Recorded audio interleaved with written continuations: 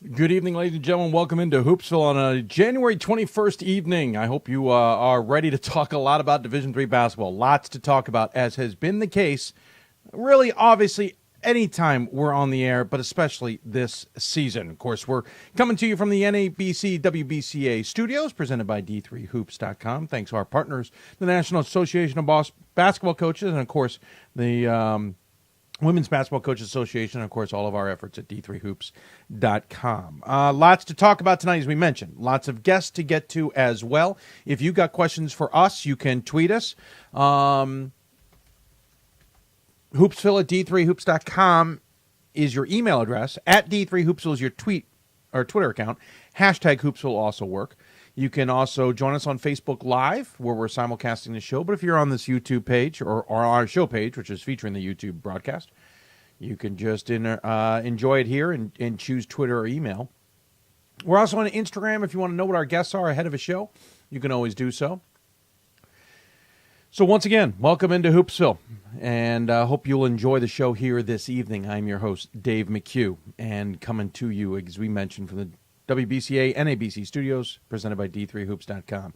On the men's side, top 25, 12 losses amongst 11 teams. If you think that's no big deal and that just means an easy decision by the voters, those receiving votes, there were 10 losses amongst 9 teams. So of all the teams being voted for in the men's top 25, there were 22 losses this week amongst 20 teams. I made a comment to the guys earlier today that it appears that things are getting deeper in the pool, as it were, for Division III basketball in men's, because we keep adding teams and it just keeps getting more and more crazy. Gordon made a comment. It was really getting wider. Fair point. I think we're saying it in the same way in a different manner. I just talked about the fact that wading through it, it's not getting shallower. It's as we play longer, usually in a top 25 mentality, as we play later into the year, the season, or the teams seem to whittle themselves out, and it starts to get a little easier to vote. Now, Ryan may have a different opinion of it, and that's why we have him on the show. I think he thinks it's getting easier. I think it's getting harder, because now I've got more and more 3- and 4-loss teams in the conversation than I think we're normally used to. I could be dead wrong on that. We'll see. But that's what the reason we have 25 voters. But again, 22 losses amongst 20 teams of all those receiving votes in the men's top 25. On the women's side, there was one loss in the top 25, and there was one other loss in receiving votes. So again, let's compare. In the men's top 25, 22 losses amongst 20 teams, amongst all those in the top 25 in receiving votes. On the women's side, 2 losses, 2 teams amongst everybody receiving votes. Oh, what a difference it makes. Now, the women have been rather competitive.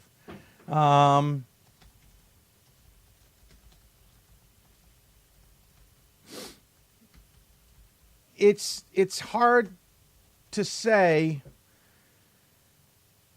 I mean, we talk about parity till we're blue in the face, and I could keep talking about that, and it, I don't know if it gets us anywhere, but because it's just repetitive.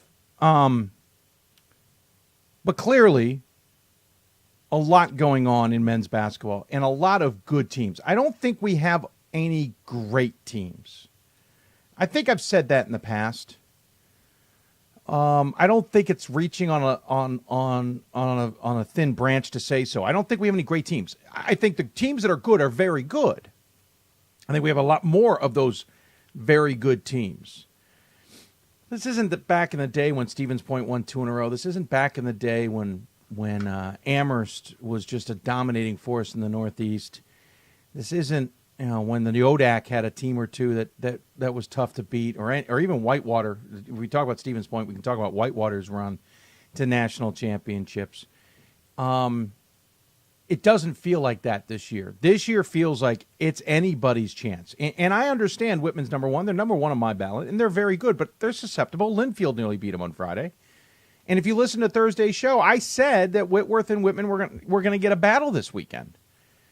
There was nothing about that swing through the Portland area with Linfield and the other dance partner was Willamette that made me think that that would be an easy weekend. Yes, Whitman beat Willamette 75-59. I didn't doubt that would be a game for them that they'd easily win. But Willamette almost beat Whitworth on Friday night, 67-65.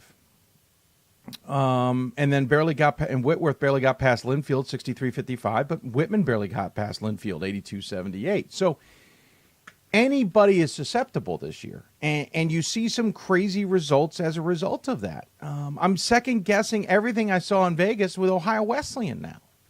A darn good team that absolutely blitzkrieg Ramapo and had Whitman on the ropes. If they don't go, even if they go only semi-cold in the second half, they probably beat Whitman.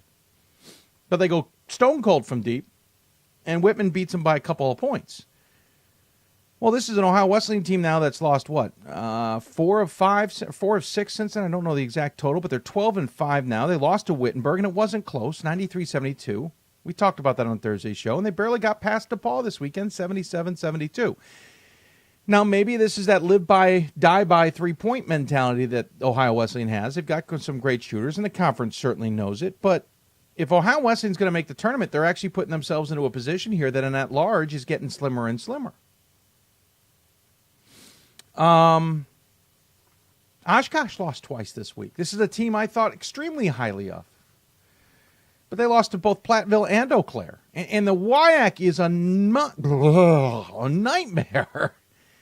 If you look at the WIAC standings right now, you're going to do a double take. We mentioned on Thursday's show, Stevens Point had come in 6-5 into WIAC play. They had won 5 straight. Well, make it 6 straight. They got yet another victory. They beat Whitewater, as we mentioned on Thursday's show. They beat Whitewater on Wednesday. And then they got another victory on Saturday. I think it was against Platteville, if memory serves. It was Platteville, 80-74. So Stevens Point has a 2-game lead in the WIAC right now. No, I don't think that holds. As good as Stevens Point is apparently playing now, and as good as they've got some talent, and they're not even playing with their best player this year, he's out for the season, I don't think they hold a 2-game lead in the WIAC. I think now as the WIAC officially enters the second half of the season, teams are going to be gunning for them, certainly, and no longer is anybody like Platteville, or more importantly, Oshkosh, River Falls, and Whitewater going to be surprised by Stevens Point. But Stevens Point's now 12-5. Will they crack the top 25? No, I don't think they will. That's the craziness of the top 25. They're still 12-5, and yes, playing well now, but I'm not going to forget what I've seen in front of me. Wartburg beat them, not close. I mean, it was semi-close. It wasn't great close. So, I mean, again, Whitewater, the number 2 team in the country, lost to Stevens Point, then beat La Crosse, but it needed overtime. York got its first loss of the season to Mary Washington. I'm not surprised York lost its first game. A little surprised it's Mary Washington. I know Mary Washington has improved, but they haven't blown me away. I thought York would win that. It was at Mary Washington, which is tough. We mentioned Oshkosh losing. Wittenberg had a good week. MIT, we mentioned, took their first loss, and then they went to overtime against Babson. So MIT looks a little more exposed than I thought they would be. Williams lost to Middlebury, which enters the NESCAC question. Now, is the NESCAC overrated, or are we overrating NESCAC play here, or are we not seeing what's really there? And again, no great teams, bunch of good teams. Hamilton took its first loss on Saturday to Amherst, who lost to Williams. Didn't Hamilton beat Williams? This is where this thing gets just chaotic at best. So Middlebury seems to have righted the ship after losing 3 of 5. They got a 4-point win over Williams. Okay, we'll keep an eye on them. Middlebury beat Albertus Magnus, though, in overtime this week. Then they beat Williams, and then they beat Pine Manor. That Pine Manor basically tells us nothing. River Falls lost to La Crosse, as we mentioned earlier in the week. Then they came back and easily handled Stout. Stout's not a pretty good team. As we mentioned, Hamilton beat Geneseo early in the week, and then it wasn't even close against Amherst. They lost by 26, 75-49. I mean, what? Marietta, okay, 13-4, ranked 18th. I'm not voting for them. Why? Who have they beaten? They don't have a significant win in my book on the record. Now, I'll go back and look at it. I'm going to be going back and looking at it tonight and tomorrow when I vote my top 25. They've been on the outside looking in for a couple weeks. I've had them there. I'm trying to slide to their spot to double-check their resume, as it were. Just forgive me as I'm going through our top 25 bracket, or a ballot, which is now 22 pages long. They have a win over Hope, 10-7. Okay. They have a win over St. Thomas, 9-7. Okay. They have a win over Frostburg State, 7-10. Okay. They have a win over Bethany. Okay. Otterbein, who hasn't won a game this year. Okay. They lost to Baldwin Wallace. They beat LaRoche, who's 12-5. Okay. They lost to John Carroll now twice. They beat Wilmington. They beat Hanover. Hanover's 13-4. That looks at least decent, but Hanover hasn't been as good as people expected. They lost to Wittenberg. They beat Muskegon, below 500 record. They beat Ohio Northern, 12-5, but Ohio Northern's kind of been an oddity team for everybody. They beat Mount Union, who's barely above 500. They beat Heidelberg, who's below 500. They beat Capital, who's below 500. I don't have a win in Marietta's resume. But then again, I can go through a lot of teams and say, gee, they don't have a win in their resume that I stand to. John Carroll lost to Baldwin Wallace and then beat Marietta. Yeah, that's not going to cause any problems. I mean, we get this circular thing going on again. Granted, did I just mention Baldwin Wallace had beaten Marietta? I think I did. I don't remember because I just like that. I had forgotten that detail. Yeah, Baldwin Wallace had beat Marietta. So Baldwin Wallace beat John Carroll. John Carroll has beaten Marietta twice. And at least Baldwin Wallace beat Marietta, so we'll put Baldwin Wallace above him. But I have John Carroll ahead of Baldwin Wallace. Well, now that's going to have to change, but they're not close. There's so many teams in between. Franklin and Marshall lost to Dickinson. We mentioned this on Thursday. I don't get it. Franklin and Marshall's 14-3, but outside of a win against Swarthmore, I don't have anything that jumps out to me. And then the receiving votes category, Tufts lost to Bates. We mentioned Platteville. Wartburg lost to Nebraska Wesleyan. The Rails seem to be coming off of Wartburg's train as well. They're 12-5, and I thought Ohio Wesleyan was better than Wartburg. They're both 12-5 now. Adrian, who was leading the MIA and surprising everybody, had a horrible week. Lost to Olivet by 3 and lost to Alma by 7. And Juniata lost to Susquehanna, as we mentioned earlier. At least they came back and beat Moravian. Keene State had a split week. Bethel had a split week. Randolph-Macon lost to Emory and Henry. If anyone's asking now about Emory and Henry, I think they've got a win there that at least tells some people some things. And North Central, who I thought was finally getting back into things, had a horrible loss to Elmhurst. You go figure it out. It is an insane year. And it's because all these teams are good. There's no great teams. Listen, Marietta last year, probably on the level of great. Rochester on the level of great. Whitman on the level of great. There are some people who think this Whitman team's better than last year's team. I don't think it's better than last year's team in any way, shape, or form. I think they're good. They're darn good, but I don't think they're better. So a lot to figure out tonight. The other thing I've noticed is there's a lot of teams who are in races right now and not thought to be there at the beginning of the season. It is, let's say, just as surprising to them that they're there as it is to anybody else. So we're going to talk to a few of them. One of them happens to be Concordia Chicago, out of the women's side of the NACC. They are 14-2 overall and 10-2 in the conference. Rusty Rogers' team is playing outstanding basketball. Where did this come from? Well, we'll talk to them. They're in the race for the top of that conference. We mentioned Hamilton earlier, lost their first game to Amherst. We will talk to their head coach, Adam Stockwell, tonight about what happened in that game and what exactly is up with the Continentals. Are they as good as they appear, or is it smoke and mirrors? Listen, a lot of this could be smoke and mirrors. It's not a comment to Hamilton. Whitman can be smoke and mirrors to some degree. Then we'll talk to Cabrini women's basketball. Katie Pearson has a squad that bounced back from a pretty off year last year. They're 13-2. We're not picked to win the CSAC, but they're leading the CSAC right now, semi-comfortably, 7-0. And then we'll go down to the South region and talk to Methodist. Now, Methodist was picked as a favorite on their side of the USA South. But David Smith's squad is still 12-3 and 7-1 in conference. How good is Methodist? And here's one of those teams that's now in this 3-4 loss even 5-loss conversation of teams, what do you do? A lot of people start screaming bloody murder about a team who's only got 2 or 3 losses deserves to be in the top 25. Well, if you go into that conversation and decide to dive there, you're going to find a lot of teams in that conversation and not enough to fit the bill.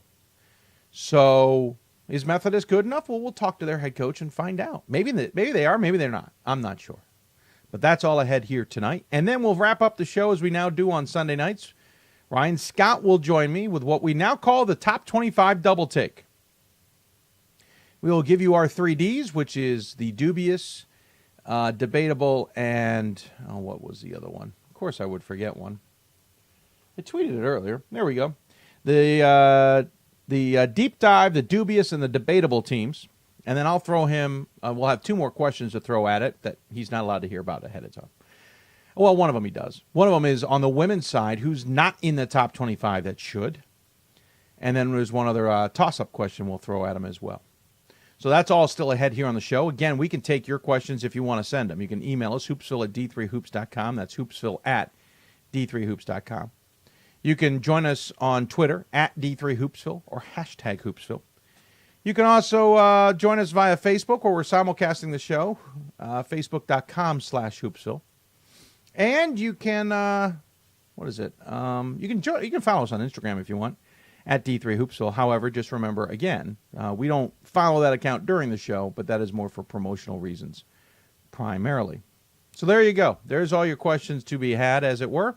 And we hope we can answer your questions. It is a crazy start to the basketball season, as we said. Now we're in a crazy middle, and it promises to be a crazy finish. Reminder, in 10 days, we'll have our Hoopsville Marathon. I can't believe it's 10 days out. We will start at 10 a.m. and go until 10 p.m., at least, on the East Coast. Already booking a lot of great guests, including some not in-season or traditional guests. The show gives us a chance to have a little bit of fun, and we will have said fun. We will start putting our Hoopsville page together soon, so you can start following those guests and when they may or may not be appearing on the show. We will start working on that, so you can follow that, and we'll let you know when it is. If you got guest ideas for that, let us know as well. And that also means we are just 2.5 weeks away from the first regional rankings. First regional rankings will come out on February 7th. So again, we are 2.5 weeks away from that point. On that marathon show, we will hopefully talk to both committee chairs about how the first mock rankings went. Obviously, we won't get answers on those rankings, but we'll have an understanding. But how those mock rankings went and where things go from here and how they're preparing for the new year, or really the new set of rankings, as it were. So there you go. We're going to take a break. When we come back, we'll get things started. We'll head out to Chicago, talk to Concordia Chicago, the women's program there, and Rusty Rogers, talk to him about how well his program is doing. You're listening to Hoopsville, presented by D3Hoops.com from the WBCA NABC Studios. By the way, before I should point out, we'll also at the end of the show talk about the legislation passed at the NCAA convention. You're listening to Hoopsville. Back with more after this. I did receive a non-athletic scholarship upon entering school. I got the presidential scholarship, which was huge for me. I think there's more opportunities for academic scholarships in Division III. I did receive academic scholarships. Just being involved on campus, being a leader, all those things combined kind of get me recognized. It's a great experience for me.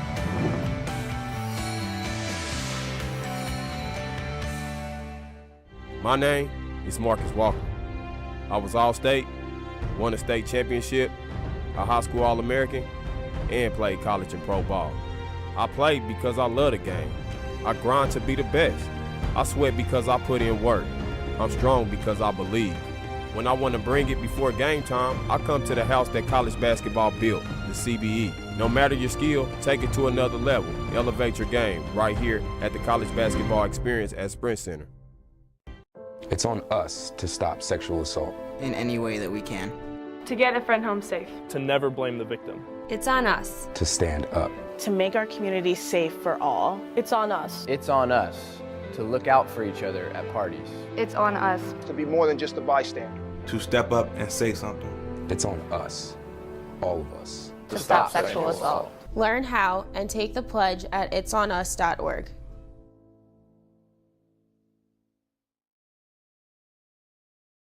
We've got more schools than Division I, more fans than Division II, and more upsets than March Madness. There's 800 programs with over 11,000 games leading to 2 national championships. And we've been covering it all for over a decade. From Eastern to Occidental, from Puget Sound to Piedmont, from Southwestern to the University of New England, and from Hope to Calvin. Nobody covers Division III basketball like we do. We're at d3hoops.com at www.d3hoops.com. We've got more schools than Division I, more fans than Division II, and more upsets than March Madness. There's 800 programs with over 11,000 games leading to 2 national championships. And we've been covering it all for over a decade. From Eastern to Occidental, from Puget Sound to Piedmont, from Southwestern to the University of New England, and from Hope to Calvin. Nobody covers Division III basketball like we do. We're at d3hoops.com at www.d3hoops.com. And welcome back to Hoopsville, everybody. Hope you're enjoying the show. If you got questions for us, tweet us at D3Hoopsville or hashtag Hoopsville. Email us hoopsville at d3hoops.com. Join us on Facebook at facebook.com/Hoopsville, where we're live streaming the show as well. So we talked about the fact that there's a number of teams that are in the mix, as it were, in Division III basketball conferences that maybe we aren't quite sure would be in the mix. Some maybe were just outside the picks at the preseason. Some have had tremendous turnarounds. Well, one team that's certainly having a tremendous season would be the Cougars of Concordia, Chicago. 14-2 right now, winners of 9 straight, 10-2 in the NACC, the Central Region. Last year they went 15-11 and 14-6. They've been building towards this after a 10-15 season in 2015-16. But again, 9 straight. And maybe one of the better pictures we've seen of a coach on a sideline. He looked pretty good yelling out at his team. But nonetheless, joining us on the Skype hotline is the head coach of Concordia Chicago Cougars women's basketball. It is Rusty Rogers. And Coach, thanks for taking the time via Skype. We appreciate it. Dave, thanks so much for having us. Concordia University Chicago is excited to be here. And more importantly, thanks for all you do for D3 Hoop. And it's awesome what you do for the game of basketball at the D3 level. Well, Coach, thank you. I appreciate it. Very kind of you. Listen, 9 straight wins. I know you're excited about that. 14-2. Your only 2 losses are in conference back at the turn of November and December against Benedictine and Edgewood. Since then, on a roll with some nice wins for a program like yourselves. You even have a win over University of Dallas at the beginning of the year. This feels like you guys are on cloud 9 to some degree. Yeah, it's been a fun ride. We've had goals, pretty lofty goals this year, so it's not really a surprise to us. We knew that this was our year. We have 3 senior starters that have been in the program all 4 years with me. And we were hoping that it would culminate in this season, that spectacular season. And then not to put a damper on everything, but the reality is we do have 4 very, very difficult games coming up out of our last 8. So, the schedule has been very favorable for us, quite honestly. So you do have 8 to go. And you obviously are in that second turn of the conference here, though you've been in that second turn for a little while here. But you do have the top of the conference. You have the rematch with Benedictine and Edgewood still to come. Of course, in the conference standings, Wisconsin Lutheran is undefeated, and you've got their game coming up next. How do you keep the team now kind of focused on the task at hand? Because, yes, it can be exciting to be 14-2 and winners of 9 straight, but you can't lose focus of the fact that you're now in a real battle for potentially either the regular season championship or positioning yourself as well as you can for the conference tournament. Yeah, well, it's been 30-plus years since women's basketball at Concordia Chicago has even been relevant in any conference. So keeping us focused is not a problem. We just look up at that banner, and it's completely empty for the last 30 years. So, but, yeah, no, the leadership within the team really is tremendous. I mentioned the 3 seniors, Aaron Jacobson, Taylor Jacobson, and Courtney Lofink. They're running the show. I'm just along for the ride. They really have a good perspective on things. They have been through the dark stages of the program, and they know what it's like to be on top. They're winners. So, yeah, it's been a really good ride, and I'm really relying on those 3 to pull us through. Yeah, how much is this? I mean, we hear a mixture from coaches. How much is this a mixture of the senior leadership that is there, but also the influx of younger players who've almost kind of given a shot in the arm to the program? I have no question about our success coming through the culture of our program. The seniors this year, the 3 seniors I mentioned, as juniors even, they take the younger kids and this is the way we do things. And it just manifests itself year after year. And once you establish that culture and everybody buys in, my job is so much easier. And we've got, like I've said, we've got 4 seniors that have been through the program, 3 starters, and every one of them is 100% bought into what we're doing. And it really makes it easy. It really does. You're either going to follow or you're gone. And our kids have really followed their leadership. The younger kids have followed their leadership. And consequently, we got 2 sophomore starters that are big contributors to our lineup and playing high-level basketball for young players. Now let's talk about the names, as it were, behind the numbers. You're led points at least wise, 20.4 points a game by Taylor Jacobson. Sophia Leon has 11.8, 11.6 from Crystal Core. That's 3 players in double figures, and we can count Courtney Lofink into that conversation. She's just a shade under that in the double figures category. But there's certainly more involved than just scoring. 9 rebounds from Core as well. In the assist category, you turn to Lofink. She's got 100+ already in this. Feels very equal, feels very balanced in terms of scoring, in terms of distribution, and also in terms of how everybody's performing on the court. Yeah, we got a really nice mixture of different talents. I think that's really important at the D3 level, especially at when you're building a program from where we came from. Is you got to have people that play roles, because we don't have those superstar players necessarily that can do it all. We definitely don't have that. So Taylor's turned into our big-time scoring machine. Courtney Lofink heads up our defense leads, led the nation in steals last year. She was in the top in assists. She's already got 500 assists in her career. She's the table setter. She's the leader on the floor. She makes us go, and she's happy with that. I mean, our last game, she shot 15 shots. That's the most shots she's taken in a game in 4 years. So it's, she knows her role. Taylor knows her role. Crystal has been tremendous on the backboards, and she gets us some points here and there. Erin Jacobson is a big part of our success. And you look at her stat line, Dave, and you're going to say, well, this is pretty average. But if you look at every single category, she's like 1 or 2 in our team in assists, 4th in our conference in assists, steals. She gets rebounds. She's like a 5'2",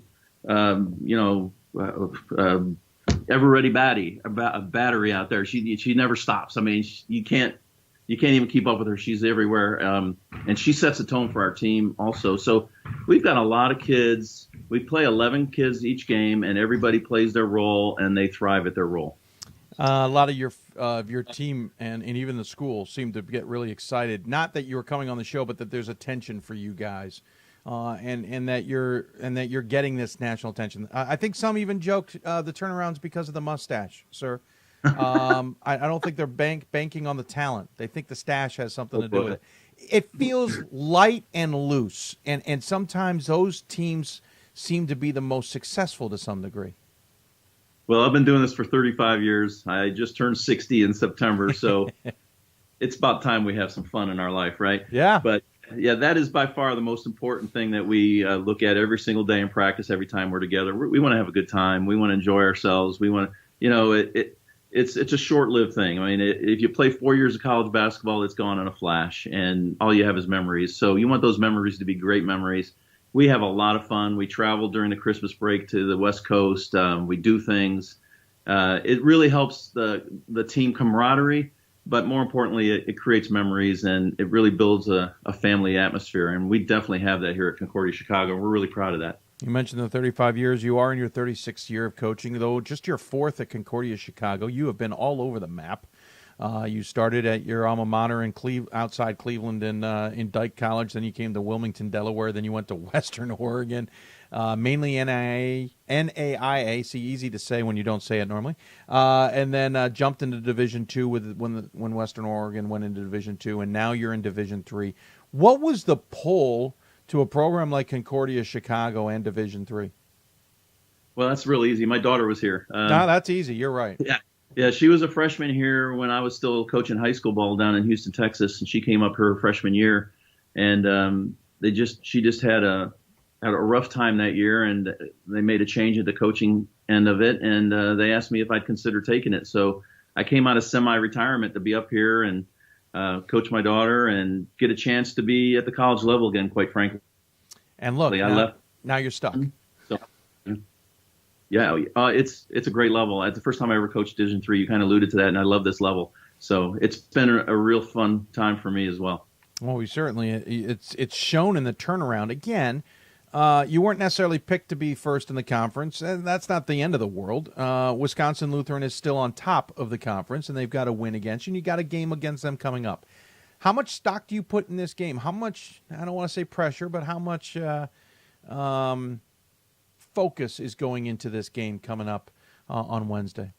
This is a big game for our program, no doubt about it. We only play them once this year. There's 2 teams in our conference. I'm sorry, you're right. Yeah. Yeah, so we get them at home, which is an incentive. We beat them at home last year, which allowed us to have a win against every team in our conference since I've been here. So we've beaten everybody at least once. So that confidence level is there. And then we turned around and played in the playoffs, got beat. We were up 12 going in the fourth quarter, and I got outscored 19-0. But we won't talk about that. But yeah, this is a really big game. We're in a position now, though, where it's kind of like everything's gravy from here on. We've really done a great job in terms of winning the games we're supposed to win, and the games that we're not necessarily favored to win. We got nothing to lose, literally. But we're going to go out there and we're going to play hard, and we know how important it could be, especially only playing them once, because if a tiebreaker comes into play, this will be the game that will determine that tiebreaker. So it is very, very important to us. But we got a loose bunch of girls that are just out there having fun, and we got a lot of kids that contribute. So that helps when we don't rely on any one person. So it's a big, big game for us, no doubt. Do you, I mean, is it a make or break game? And I don't mean that in a negative way, but just in the sense of, does it need that kind of pressure because of what could be on the line for the conference? Or is it one of those, you're still kind of learning along the ways, let's see where this can take us type game? We really want to make a statement, quite honestly. Okay. I don't think the conference takes us seriously to this point, and I don't mean to make people feel sorry for us or anything like that, but I just don't think we get the respect we deserve. And our girls, they got a chip on their shoulder. And we were preseason ranked, I think, 5th in the conference, and we took that as an insult. Like I said, we felt like coming into this season, this was going to be our year that we could really make an impact on the conference. So this is a statement game for us. We want to be able to compete with Wisconsin Lutheran. They're a great team. They're undefeated in the conference. They've only lost 1 game all year. But we feel like we can make a statement with this game. So it means a lot to us. It means an awful lot. And then we go into CIT, Concordia Invitational Tournament, right after that. And that's like the Final Four. It's just a crazy atmosphere. So we got a really big week ahead of us. Yeah, I was going to bring that up. The interesting twist is you'll play Concordia, Wisconsin as part of the conference schedule at the CIT, and we've talked about the CIT with both Concordia, Wisconsin, and some others. But at the same time, how much is it a distraction, or is it a distraction? You're focused on conference play right now. Yes, one of those games is a conference game, but the other one isn't. But it could also help derail you, there's a lot going on there with this week. Yeah, Dave, I kind of jumped into this 4 years. This is my 4th year here, and I didn't know what CIT was all about until I lived it. It's just a huge event. It's unbelievable. And to me, we're at the point now in our program where conference is by far the most important thing. We want to get to that national tournament, and that's our number one goal by far. And the timing of the CIT is what I don't personally like a whole lot. I wish we could play in November before we get into the conference. But it is what it is, and it doesn't take a whole lot from me to get the team motivated, which is the good side of it. I mean, it's just a thrilling atmosphere, and we actually got to settle kids down to play in that game. But it is somewhat of a distraction. But since we've gone to this new format where when we host or Wisconsin hosts, we get to put a conference game in there, it's helped a lot because that gives it even more meaning, and it allows us to have another non-conference game in our schedule. So. Yeah, it's a big-time event. This might be a strange question to ask you, but what does it mean if the team says they love their coach like they seem to love you? It means I'm a softie, probably. No sprints is what you mean. And I'm 60 years old, so I'm grandpa to them. So everybody loves grandpa. But, we got a lot of love going on in our team. There's no doubt about it. I really do care an awful lot about these ladies, and we have a fantastic group. It is literally the reason why we're 14-2 right now. It's because of the character of our team. They're fun to be around, and I'm not afraid to tell them I love them. I mean, they're a big part of my life, and I'm not going to hide that. And I care deeply about them. So we communicate that, and it's all love here. 16 games in. We're down to single digits in games remaining, not counting conference tournament, which you're certainly well in position for here. What are you still working on that needs to improve? We got to get more consistent, no question about it. And in this 9-game winning streak, we really only had a couple games where we really played well. It just so happens that one of them was last night against Dominican. We really had a nice stretch there where we looked like a dominating team, and they were coming off a win over Benedictine. So I know that confidence was sky high, and we just kind of deflated that confidence big time the way we played. So, but then again, we didn't hold serve. We didn't, build on that. We had a 29-point lead. We ended up winning by 17. But again, it's tough. It's tough. It's tough to maintain that kind of consistency. And the other challenges with our system, we run a modified version of the Grinnell system. We don't sub 5 at a time, but I do play 11 players, and we press the entire game. We run. We score a lot of points. We shoot a lot of threes. But it requires 11 players, and it creates a little challenge in keeping consistency. We got a Taylor Jacobson, for example, that's averaging over 20 points a game. Well, she'll have 4 minutes straight while she'll be on the bench. So that's a real challenge to a scorer to be able to come in and out of a ball game and maintain, that level of play. So it's been a challenge, but we stuck with it from the beginning, and I think the kids are starting to realize this is my role, this is how it's going to be, and I got to learn how to play that way. So, but that's been a big challenge for us, which leads to our lack of consistency. And then we've had a stretch where we haven't played the top tier teams, and now we got to get up for these top tier teams all together like this. So the schedule, although it was favorable early on, it creates challenges now for us because we don't have a day off here where we can just skate by a game. I mean, every game is going to be competitive from here on out. Well, yeah, that modified system means you're going to be certainly putting 100% on the floor. There's no letting off the gas pedal, as it were. That's right. Well, Coach, I appreciate you coming on. Fascinating to get the insight on the Cougars, who I don't think we've ever had on the show. So this is wonderful to have you on. Appreciate you taking the time. Clearly, the girls love you, so we'll love you right back. As always, we give the coach the final word. Any final thoughts you want to share with those who may be tuning in?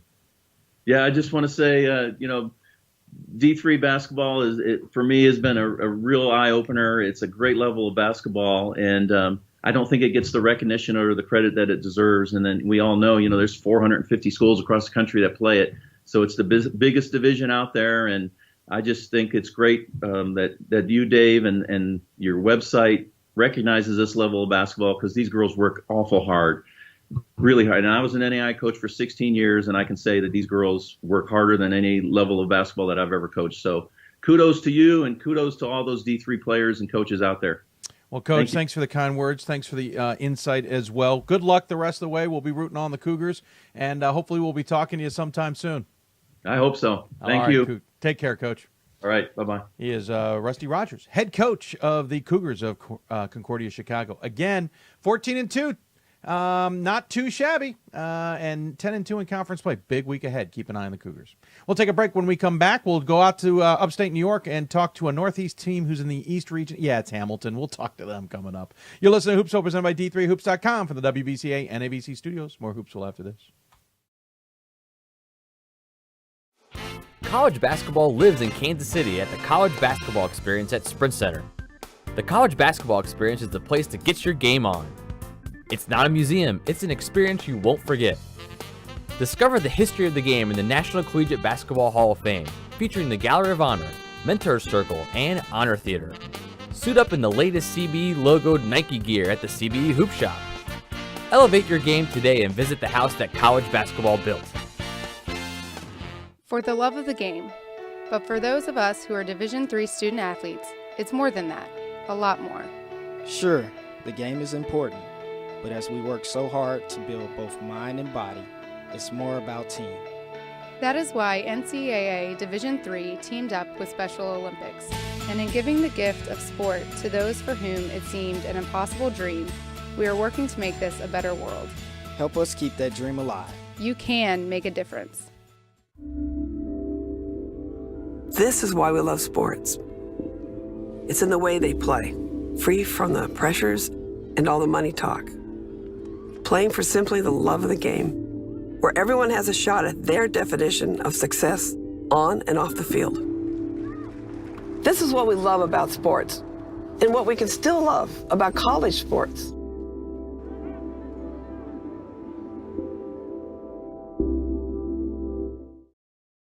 We've got more schools than Division I, more fans than Division II, and more upsets than March Madness. There's 800 programs with over 11,000 games leading to 2 national championships. And we've been covering it all for over a decade. From Eastern to Occidental, from Puget Sound to Piedmont, from Southwestern to the University of New England, and from Hope to Calvin. Nobody covers Division III basketball like we do. We're at d3hoops.com at www.d3hoops.com. And welcome back to Hoopsville, everybody. This is a Sunday edition of Hoopsville. Reminder, in 2 weeks on Super Bowl Sunday, we will not be on the air. We will hopefully push that show to Monday afternoon. We have traditionally done it on Sunday afternoon. Honestly, just hasn't been worth it.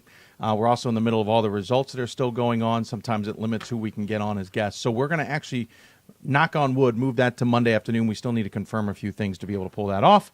So just a heads up. We've never done a show at 7 o'clock on Super Bowl Sunday. We aren't going to start now, and there's no point to do it earlier in the day, but we'll figure it out. Of course, that's coming right after the Hoopsville Marathon. There's been times we thought about not doing a show at all, but there's just too much going on, and so we will not be that crazy.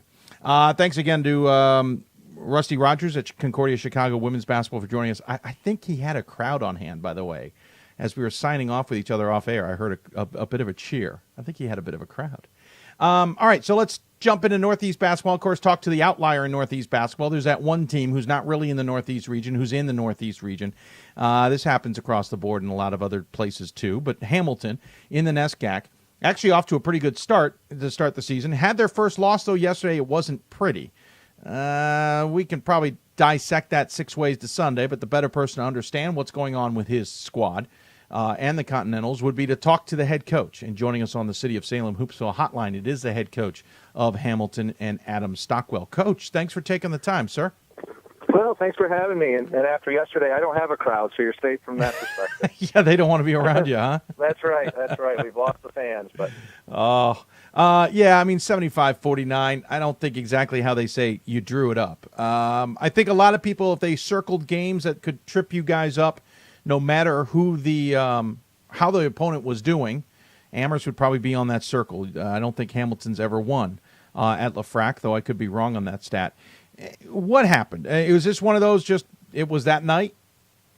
Well, they played great. Amherst, the 2 senior leaders they have, and Johnny McCarthy and Mike Rietel are fantastic players, and they really got them going right from the get-go. And, unfortunately, we didn't respond to that very well.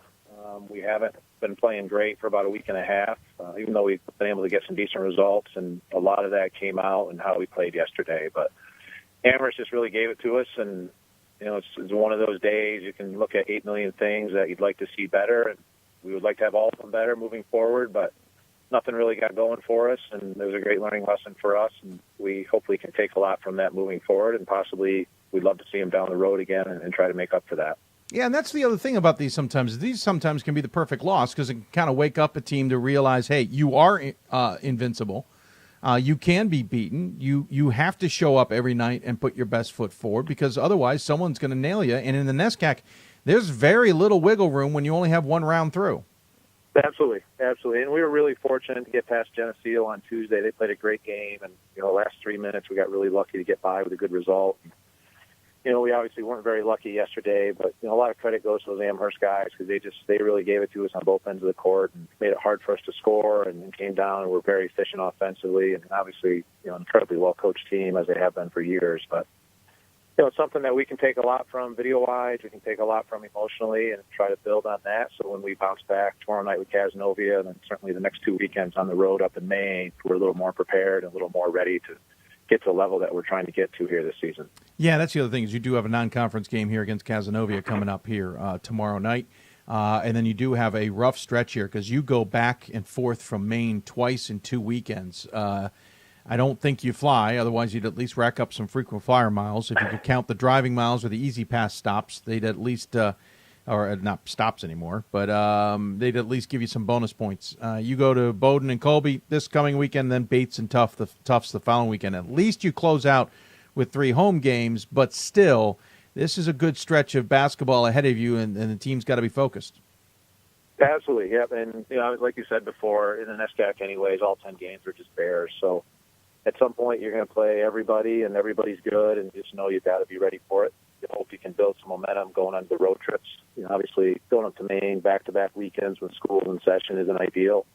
It'd be great to have one over winter break and one when school's in session so the guys don't miss as many classes. But it is what it is, and next year it flips around, and they're coming to us for 2 weekends in a row, so that helps out a little bit. But we've got to get better at what we're doing. We've got to play better offensively than what we have the last couple of weeks, and certainly the nights that we don't make shots, we've got to be able to defend and rebound and do the dirty work that we didn't see yesterday. So we've got a big week of practice coming up after the Cavs game to get ready for 2 pretty important league games on the road. Yeah, and then after that, you'll at least have Middlebury and Williams coming to your place to wrap up the regular season in conference. Then you have a game against SUNY Cobleskill on the back end of that, which is the second time I think you're playing them in 2 years. What's the reasoning with that game at the end? I can make up my own reasons why I think it could either make sense or not. But what's the reasoning from your vantage point for that game? Well, a couple things. During the year when we play the Friday, Saturday games in the league, those are just such battles that we don't want to get too many 3 games in a week in those situations leading up to that weekend. We play Friday, Saturday. We get that game in with Cobleskill on Tuesday in a week where it could be a lot of practices, which is kind of monotonous at that point in the year because you're really trying to save legs a little bit and keep the guys fresh mentally.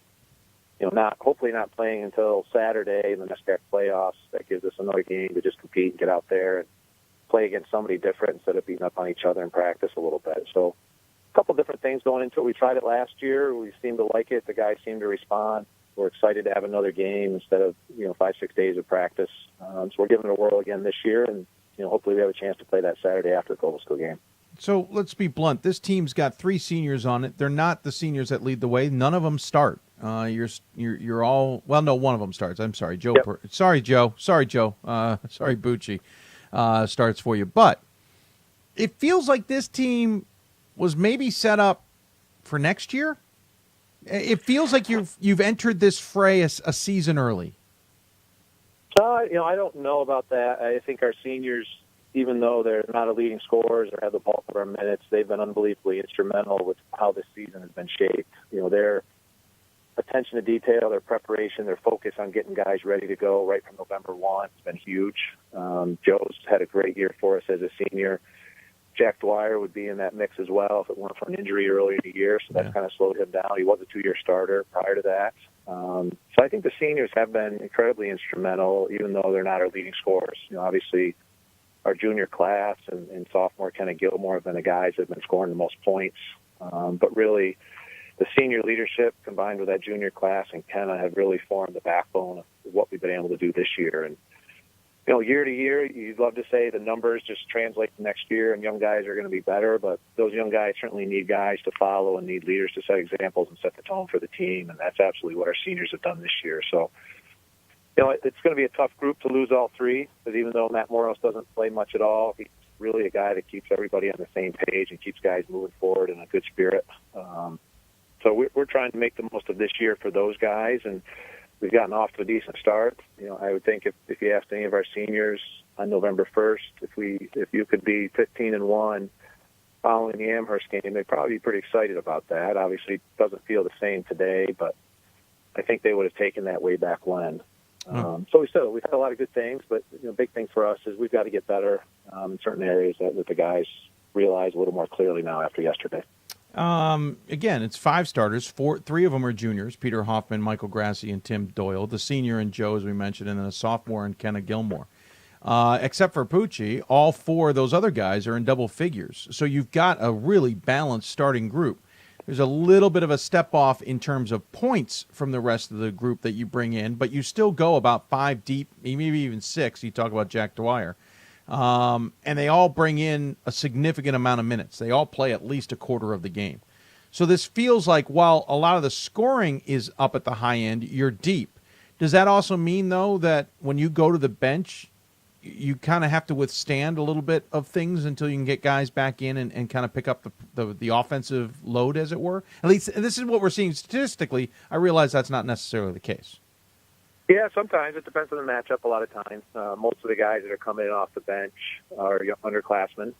So obviously you'd love to see the underclassmen act like seniors, but they always have a little bit of up and down, as everybody knows. That's kind of what we've had game to game. But the guys coming off the bench have really had some great nights, and they've had some nights where we kind of had to weather the ship a little bit. But, you know, part of the way we play is really trying to give everybody a big experience on the court and help them get ready for situations down the road. You know, whether it's foul trouble, injuries, illness, whatever it may be. You know, the more guys that get playing time, especially early in the year, hopefully our philosophy is they're going to be able to help us more later in the season. Because as you get into January and February in the league, those games become really bears. And you know, obviously our core guys are the ones that are going to drive the boat. But those guys coming in off the bench are certainly instrumental to what we're trying to accomplish as well. When you look at the fact you're 14th ranked, though, that will probably change a little bit here. Granted, with 22 losses amongst all the people being voted for, who knows? You're 14th ranked and have been moving up steadily. Is that indicative of how good your team really is? I know some coaches might look at that and kind of roll their eyes going, oh, geez, come on. I don't know about that. Or are we underrating you guys? Ooh, that's a good question. You know, I think we have the ability on a lot of nights to compete with a lot of teams in the country. You know, I can't say that we're the 14th best team in the country, but I think if we're looking at one Friday night in January or February and we're playing against anybody, you know, we can be competitive against pretty much everybody in the country. You know, obviously we weren't yesterday, but I'd like to think that's more the anomaly than not.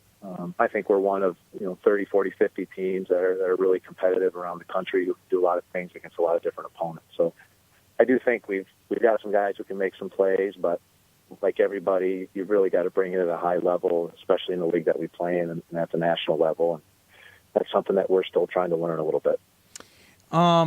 Yeah, I think that's the secret to this whole season this year. There's so many teams that on any given night can compete with any single team out there, including the top teams in the country. I think that's the craziness of the season. So you kind of put that pretty well.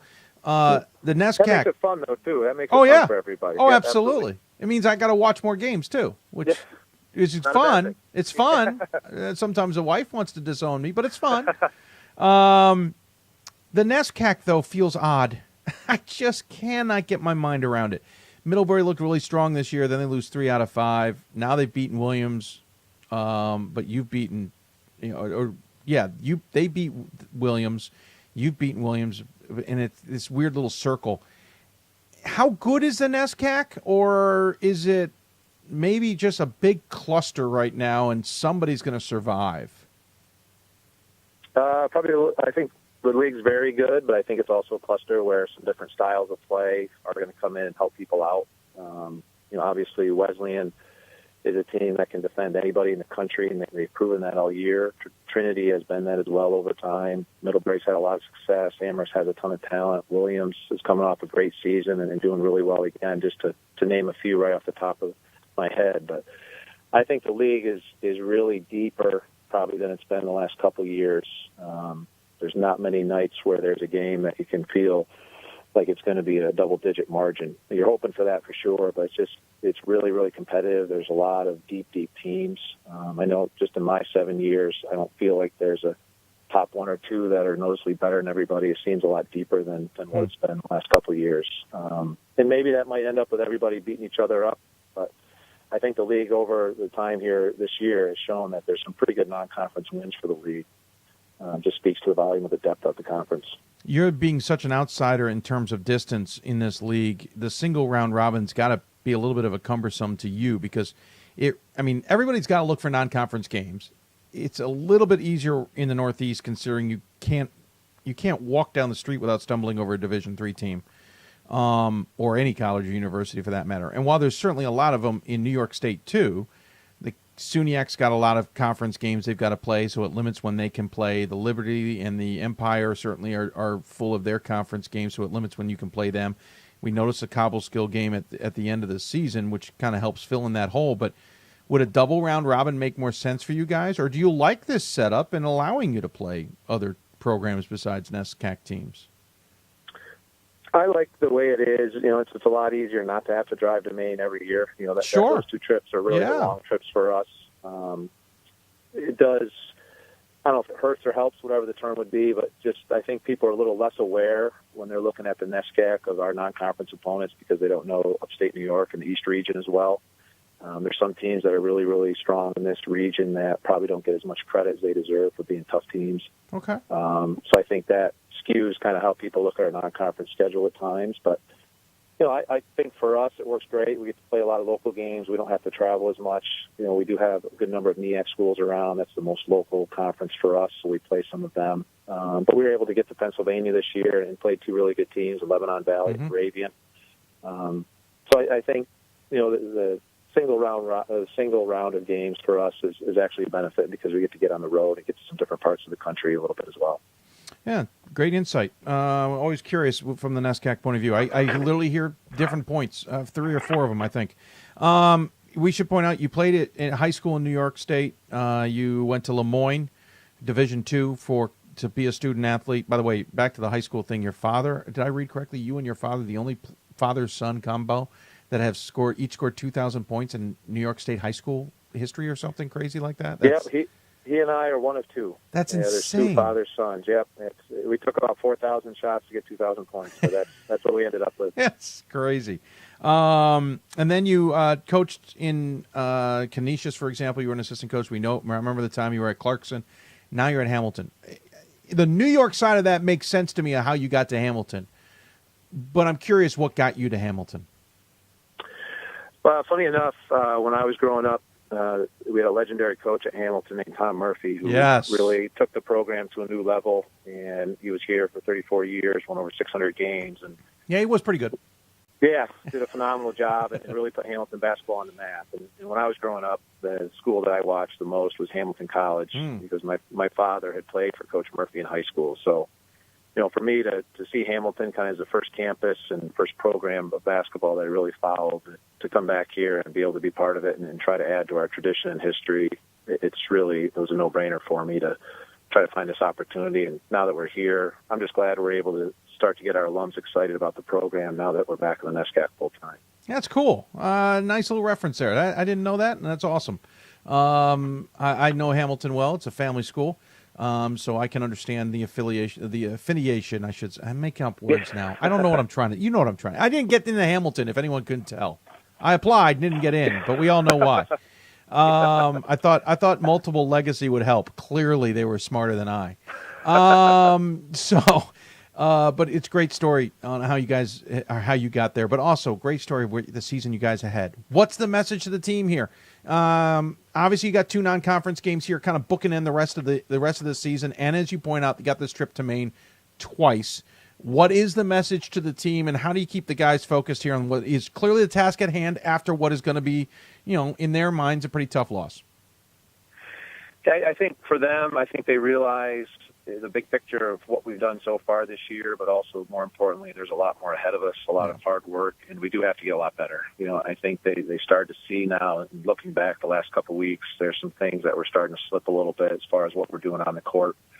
Even though we got some great results, we weren't doing the things that we talked about back in November and December. And I think our guys, and led by those 3 seniors, they've embraced that. Even getting off the bus last night, coming home from Amherst, you could tell just in what they were talking about that they know there's some things that got to get better. So we always feel like if we keep working to get better day by day, then we do the things that we talked about doing. We feel like the guys that are on the roster now give us a chance to get good results more often than not. So we get back to work after the game tomorrow. If we can survive tomorrow with Kaz, and they get back to work Tuesday, and then really trying to get better, looking ahead to Friday and Saturday up in Maine. But I think our guys are excited about it. They're ready for the challenge, and they realize that it's a big hurdle ahead just because the league's so good.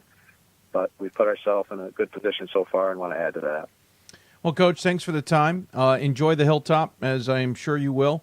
Good luck the rest of the way. We'll enjoy watching the squad and seeing how the Continentals do here the rest of the way. As always, we give the coach the final word. Any final thoughts you want to share with those who may be tuning in?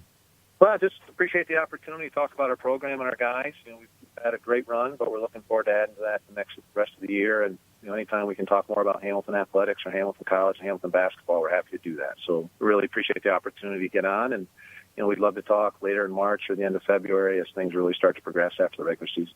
Yeah, that certainly means another thing if you're on the show at that point, right? Yep, absolutely. That'd be a fun talk. Exactly. Well, Coach, thanks again. Take care. Thanks again, We'll Dave. talk. Have a good one. Safe travels. Thanks. Bye-bye. Adam Stockwell joining us here on the City of Salem Hoopsville Hotline. I mentioned earlier, just stumbling through, Hamilton had beat Williams. They haven't played Williams. They're going to play Williams. That will be their last NESCAC game. Again, Casanova non-conference coming up tomorrow, Monday. Then they play Bowdoin, Colby, Bates, and Tufts in the next 2 weekends. Bowdoin and Colby on the 26th and 27th. Bates, Tufts on the 2nd and 3rd. Then they're home on the 9th, 10th against Middlebury Williams. Big weekend there, as long as they have survived where they've gone. And then they'll play on the 13th against Cobleskill before entering the NESCAC tournament. Hats off to Hamilton. Pretty darn good-looking squad there, but clearly they are smart. They know what's ahead of them and what they need to fix up. When we come back, we'll switch genders, head down the coast a little bit, head to Philly. We'll talk to Cabrini women's basketball. They are having another good season, bouncing back from a bit of an off-season last year, and they were not picked to win the conference.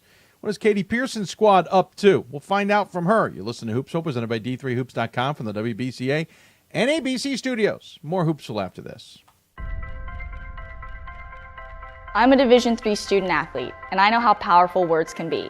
The term gay doesn't mean stupid, lame, or less than. So I pledge to speak up if I hear the term gay used in a derogatory way or any other homophobic terms. If you can play in Division III. I'm a Division III student athlete, and my teammates unconditionally accepted me as part of their family. So now I pledge to do the same for others. If you can play in Division III.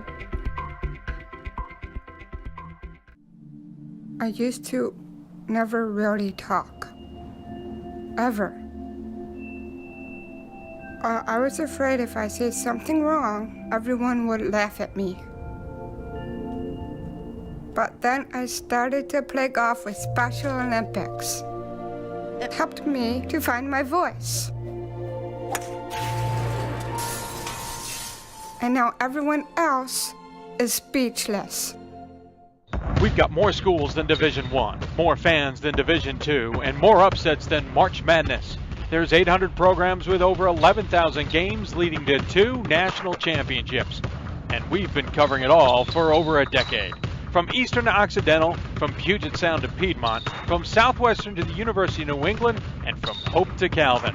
Nobody covers Division III basketball like we do. We're at D3Hoops.com at www.d3hoops.com. Division III allows you to give yourself to other things. Having that free time allows me to pursue the things that I want to pursue. Division III athletics affords students the opportunity to, engage in the other interests in their campus and in their lives outside of that sport. It allows you to just be able to do everything you want to do. I wouldn't change it for the world.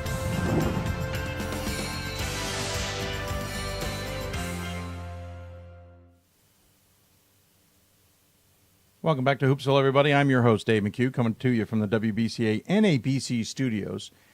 Thanks to D3Hoops.com, amongst others. If you got questions for us, tweet us at D3Hoopsville or hashtag Hoopsville. You can email us, hoopsville at D3Hoops.com. You can also join us on our Facebook.com/Hoopsville simulcast. Join us there where you can interact with people there. I saw head coach of St. Thomas, John Tower, listening to the show just a little bit ago. Appreciate his what's the word I'm looking for?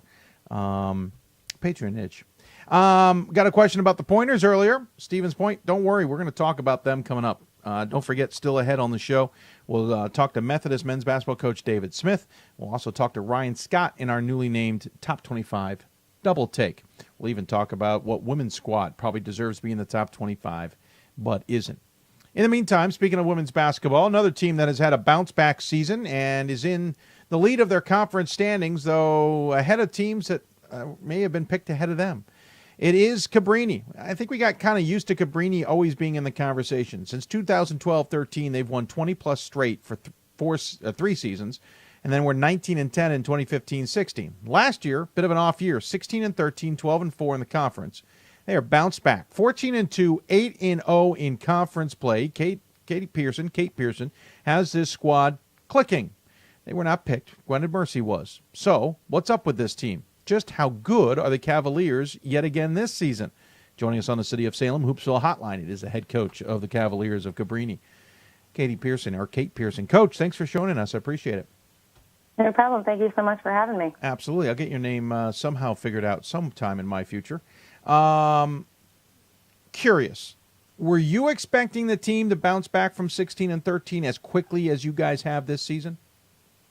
Our staff is pleasantly surprised with where we are Okay. right now.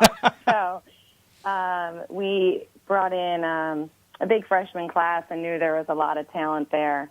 But we had some concerns going in about getting freshmen adjusted, getting chemistry, figuring out those factors. And so we are, like I said, more than pleasantly surprised with what we've seen out of our team so far. Well, then that answers about 6 of my other questions. So we'll just end the show here. Thanks, Coach. Appreciate it for coming on. Yeah, I mean, that's the thing, is 16-13 last year, and again, we were kind of used to you guys playing well and the CSAC kind of coming through Cabrini. And I guess I figured, okay, it's going to take another year or two maybe for them to come fully back to where they were. I think we expected you to, but I don't think we expected it at the pace you're getting it. Is it because of the upperclassmen, or is it because of this freshman class you came in, as you kind of hinted, and have kind of stepped up quicker than you expected? I think it's a combination. Last year, we definitely hit with a lot of unlucky injuries, sicknesses, roster numbers. We were kind of plagued all over. Assistant coaches went through health issues. You name it, it felt like it happened last year. So we battled through and tried to, put out the best we could. But I think with everything thrown at us, it was tough. And then this year, we have a good combination where we have some key contributors coming from the freshman class, but I think our upperclassmen are also setting the tone and showing them, the ways to win and showing them the ways and what it means to be a part of the Cabrini basketball family. So I think it's definitely a combination. This CSAC, Gwen and Mercy was picked to win it. Certainly they're having a good season, though maybe a little more of a frustration season from their vantage point than they expected. Right behind, or actually in between the two of you, is Newman, who's 12-5 overall and 7-1 in conference play. The rest of it seems a little bit of a stretch. Now, Marywood's 7-2 in conference play, 9-9 in overall, but it basically feels like this is a little bit of a three-horse race, with maybe Marywood trying to make it a little bit more interesting. Is that a fair assessment of how the CSAC is this season? I think there is, some truth in that in terms of top heavy. I think Marywood is a very tough team and one that has a mix kind of like us with freshmen who are contributing and some upperclassmen who are some really good players. So I think they are going to be more than contenders as we go forward in the season. So for us, we're just kind of trying to focus on one game at a time and seeing who is our next opponent and setting our game plan for that. You just got through a stretch where you got past Newman and you got past Marywood. That's obviously key for this team. It helps you kind of solidify the top spot. But ahead of you, not trying to look past Cairn and Centenary, but ahead of you does lurk Gwen and Mercy and Newman a second time. You got still a lot of work ahead of you, in other words. Oh, absolutely. And we're in this phase right now where I think, it's that balance between having confidence in winning, and we've won a couple different close games and overtime games, which is really good for our team, but then not getting complacent and making sure that we know that there's still a lot of things we need to get better at. And we're still, with a young team, making a lot of freshman mistakes. And so it's a matter of making sure that we really examine, okay, how do we get better? And then the good thing is I think that with some of those freshman mistakes, they are also forgetting them easily, and they're then responding and making up for those. They might be forgetting them easily, Coach, but that also means they may not remember what not to do next time. Yeah. That's a double-edged sword for you. Yeah. It's. I'm telling you, it's been for our staff. At the end of every game, we kind of look at each other like, "What just happened?" Because it's been a roller coaster of emotions throughout a course of a game. Basketball is a game of runs, but it has felt like that more so than ever for us this year. Is a season like last year the perfect way to almost kind of put things in perspective? You guys were having so much success for a good chunk of time, especially since you had gotten there. Maybe some of the players had just kind of gotten used to, hey, This is what we do. Maybe it's easy, or maybe it's not that hard, or we can get this. Is a season like last year almost the right kind of gut check to remind players and remind even coaching staff, for what all I know, or maybe fans? No, this isn't easy. You still have to put your best foot forward all 25 games. Yeah, I think it was definitely, a little bit of a wake-up call for some of our players, especially like your upperclassmen who hadn't really known that kind of season yet. And it was a way for us to kind of reexamine and I think come back this season a little more focused in knowing, okay, we don't want to go through the ups and downs the way that we did last year, and help them kind of refocus their energies. You're led by a freshman in scoring, in Kate Lannon. So it's right back to this freshman conversation. She's scoring, I just lost it, sorry, 12.9 points a game. You have 4 players in double figures. She's leading the way. Lexi Edwards, 11.5, 10.5 each for Megan Matthews and Naomi Washington. And Sabrina Hackendorn, just under double digits at 9 points a game as well. But again, it's that freshman. It's that step-up thing. I hear you chuckle. What's the story behind the story? Well, when you say that, like Lexi Edwards actually, one of our freshman starter, had 31 points today. Kate Lannon had a 31-point game one of the games. Megan Matthews has had 20-point games. Naomi has had a 20-point game. So the good thing is that they are stepping up, but we have had different people stepping up at different times, which then it makes it harder for your, competitors, because when you're not sure who you have to stop, somebody else has been stepping up. But Kate Lannon has been another pleasant surprise. We knew she could score and do the things, but for her to be the impact that she has, and right now she's coming off the bench, it's a nice weapon to have. Yeah, that's scoring again. Freshman, sophomore, junior. And point out, Kate Lannon has only started 2 of the 17 games this season. It feels like you guys hit the jackpot to some degree. Not that we want to look too far ahead, but sometimes it's intriguing. You got to be kind of licking your lips a little bit at what you got coming for next year and in years beyond if the team's already responding like this year. Well, like you said, again, we're focusing on, one game at a time, moving forward 1 year at a time. But we have talked to our freshmen just about the foundation that they have, because those 2 kids are contributing. But there's another, 5, 6 of them behind them that are contributing in lots of different ways, whether it be in games, in practices. They have a lot of potential to continue that. So, and they're just a great group of kids who come in and work hard and have fun and get along with each other really well. So that's the most important part. Both programs, yours and the men's program, have been pretty consistent. Obviously, the men's program made a big splash a number of years ago under Marcus Kahn and had basically a shot away from a national championship. But the program's been consistent nonetheless, even after Marcus left, in being in the top of the conference race. How much do you 2 feed off of each other? A lot. And I think just at Cabrini in general, a lot of the teams kind of feed off each other, the coaches. It's that in-house competitive. You want to make sure that you're kind of keeping up with everybody else. And, I really enjoyed working with Marcus. He was a great mentor for me as I was starting to be able to follow the things that he was setting for his program. And Coach McDonald, the same way. We work really well together, and that makes it really nice for both coaches in both programs to have that relationship and be able to kind of feed off each other. I know a number of years ago when the Scranton job was up for the taking, there was a lot of people who speculated maybe you would apply and Scranton should hire you and all that. I have no idea if you applied. That's not the point of the question. The point was you've been now at Cabrini for 9 years. I know your family is, I think, from the area. And that's a great sentence. I think. I believe your family is from the area. You've been at Cabrini for 9 years. This definitely feels like a home for you. Is that the driving force now for you? Have you felt like you've settled into a program that you look forward to continue running? Yes. I actually, when I graduated from the University of Scranton. When I went there, part of the reason I went there was Coach Strong had established there and had been there for, a long time and established a program and a tradition. And when I started out at Cabrini as the assistant, and then when I was interviewing and trying to take over as the head coach, that was kind of my thought was what we were able to do at Scranton, I think, comes with that longevity, with establishing a tradition, with being with family. And you are correct that my family is from this area. And my mom was actually the soccer coach at Cabrini for a number of years while I was growing up. So it is like home. I kind of grew up around that campus, and the Cabrini has a great family within the athletic department, and the coaches and athletic directors are all very supportive. So it is definitely feels like home for me. Another coach in the conference, though, on the other side of the equation, on the men's side, our good friend Coach Barney per Twitter says, "How is she not watching the Eagles?"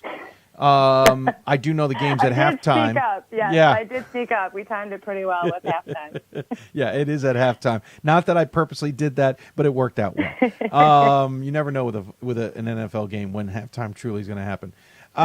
Coach, last question before we let go. Last season in the CSAC, you guys will be moving on to the yet to be publicly labeled conference, and yet to really know how many teams will be in conference. We can go down that's a whole nother rabbit hole. What does it mean to you to be leaving the CSAC after your 9 years as a head coach and moving on to something else? Now, granted, half the conference is going to be familiar to you, but what are your thoughts and your thinking as you move forward here?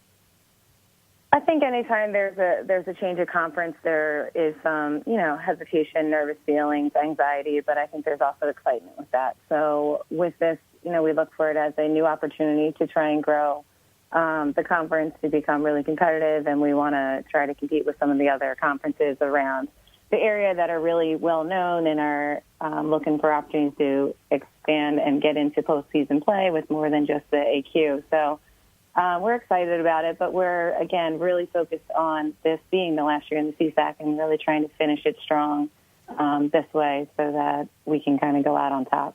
Yeah, I could see that being an underlying little thing. You'd love to win this on the way out. That's not a bad thing at all. Coach, thanks for your time. I'll let you get back to the Eagles game. I suspect halftime's probably running out here. And I don't think they've scored enough, apparently. Good luck the rest of the way. Look forward to talking to you as later in the season, hopefully. And enjoy this freshman class. It certainly looks like it's a lot of fun. Thank you so much, and thanks for everything you do to support Division III and the basketball programs on both sides. Well, thank you, Coach. Appreciate it. We give a final word. Any other final thoughts we should share? I guess go Birds. There you go. Well done. Coach, take care. We'll talk to you soon. Thank you. Kate Pearson joining us on the City of Salem Hoopsville hotline again. Cabrini having a tremendous season under that freshman class primarily, though the seniors are there too, and there's other classmen we should point out. 15-2, 8-0 in conference play. They are 8-1 at home, but they're dangerous on the road too. They're 6-0 on the road. Their two losses are either at home or on a neutral floor. Again, coming up, they'll take on Cairn coming up on Wednesday. They then have Centenary of New Jersey coming up next Saturday. They round out the month against Gwinnett Mercy. All three of those games at home. That Gwinnett Mercy game on January 31st on Wednesday. And then they finish 4 of their last 5 on the road. So the next 3 at home, and then 4 of their next 5 on the road. Going to take another break. When we come back, we will jump down to the South region, and we will talk Methodist men's basketball. They were picked, actually, to lead the USA South, but they still feel like they're having a better season than maybe a lot of people anticipated. We will talk to the Monarchs coming up, and still ahead, it is Top 25 Double Take with Ryan Scott. You'll listen to Hoopsville, presented by D3Hoops.com from the WBCA NABC Studios. More Hoopsville after this. Great moments are born from great opportunity. That's what you have here tonight. That's what you've earned here tonight. This is your time. Now go out there and take it.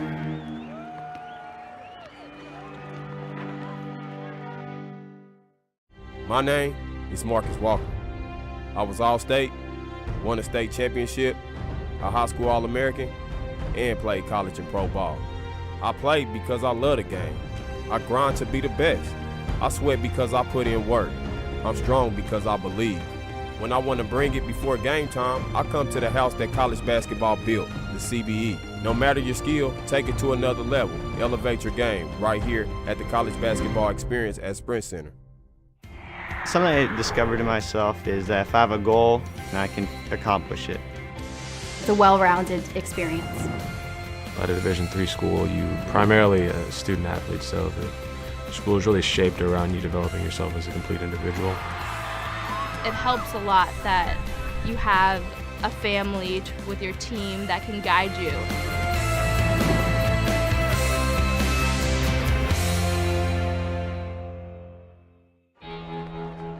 Cheer for the stumbles. The he shoulda had that's. And the tears that linger. For in those moments, greatness lies. There, you will find the provoked, the determined, the unified. It's in those moments that champions are born. And welcome back to Hoopsville, everybody. Oh, do we have the mic on? There we go. Yeah, it's on. Sorry, my little levels didn't bounce. Welcome back to Hoopsville, everybody. You are watching Hoopsville, presented by D3Hoops.com from the WBCA NABC Studios. Again, if you got questions for us, you can interact with us on Twitter at D3Hoopsville or hashtag Hoopsville. You can join us on Facebook on our live stream, our simulcast of the stream, I should say, facebook.com/Hoopsville. And, of course, you also have the means of emailing us, hoopsville at D3Hoops.com. Checking out all the avenues possible to see if you got questions, and we will try and answer them if you have them. If you don't, no big deal. Hope you're enjoying the show as well. Should point out, by the way, of course, podcast, if you're listening to that, thank you. If you want to listen to the podcast, which is basically this show from start to finish audio only, it is on iTunes, and we're just going to try and get it up on Google Play recently. We had forgotten to do that in recent. Hopefully that will be available, too, so you can get Hoopsville any way, shape, and form. You can even follow it on SoundCloud. All right, so we're jumping back down to the South region, talking about a team that, again, when I went and did my research, I did notice that they were picked to win their side of the conference. But I still feel like maybe they're playing a little bit above themselves, or maybe above their own expectations might be a better way. I could be wrong, but that's why we have coaches on the show. 13-3 overall, 8-1 in conference play. The conference is the USA South. The team is Methodist. And actually, they've got a fascinating game ahead amongst others. We want to check in with them. So joining us on the City of Salem Skype Hoopsville hotline, it's the head coach of the Methodist Monarchs. It is David Smith. Coach, thanks for taking the time, sir. Yeah, good to be here. I appreciate it. So first and foremost, again, you were picked to do well in the conference, but you're 13-3. You're 3 losses, non-Division III High Point. Guilford, 79-62 back in early December. And then Maryville back about 10 days ago. Maybe a week or so ago. You got to be pretty thrilled with the season. Is it going as well or better than you expected? It's going about how we were expecting it to go. We thought we would be pretty good. We got 3 or 5 seniors returning, and they're awful good. I feel like we've got 5 seniors that stack up against anybody in the country. And now we're really getting some of our younger guys to start contributing, and I think that's making a little bit of a difference. When you look at what you've been able to accomplish, your team seems to be high scoring, but perfectly happy to play slowdown games. I mean, a Swanee game, 64-60, and then a couple days later against High Point, it's 99-63.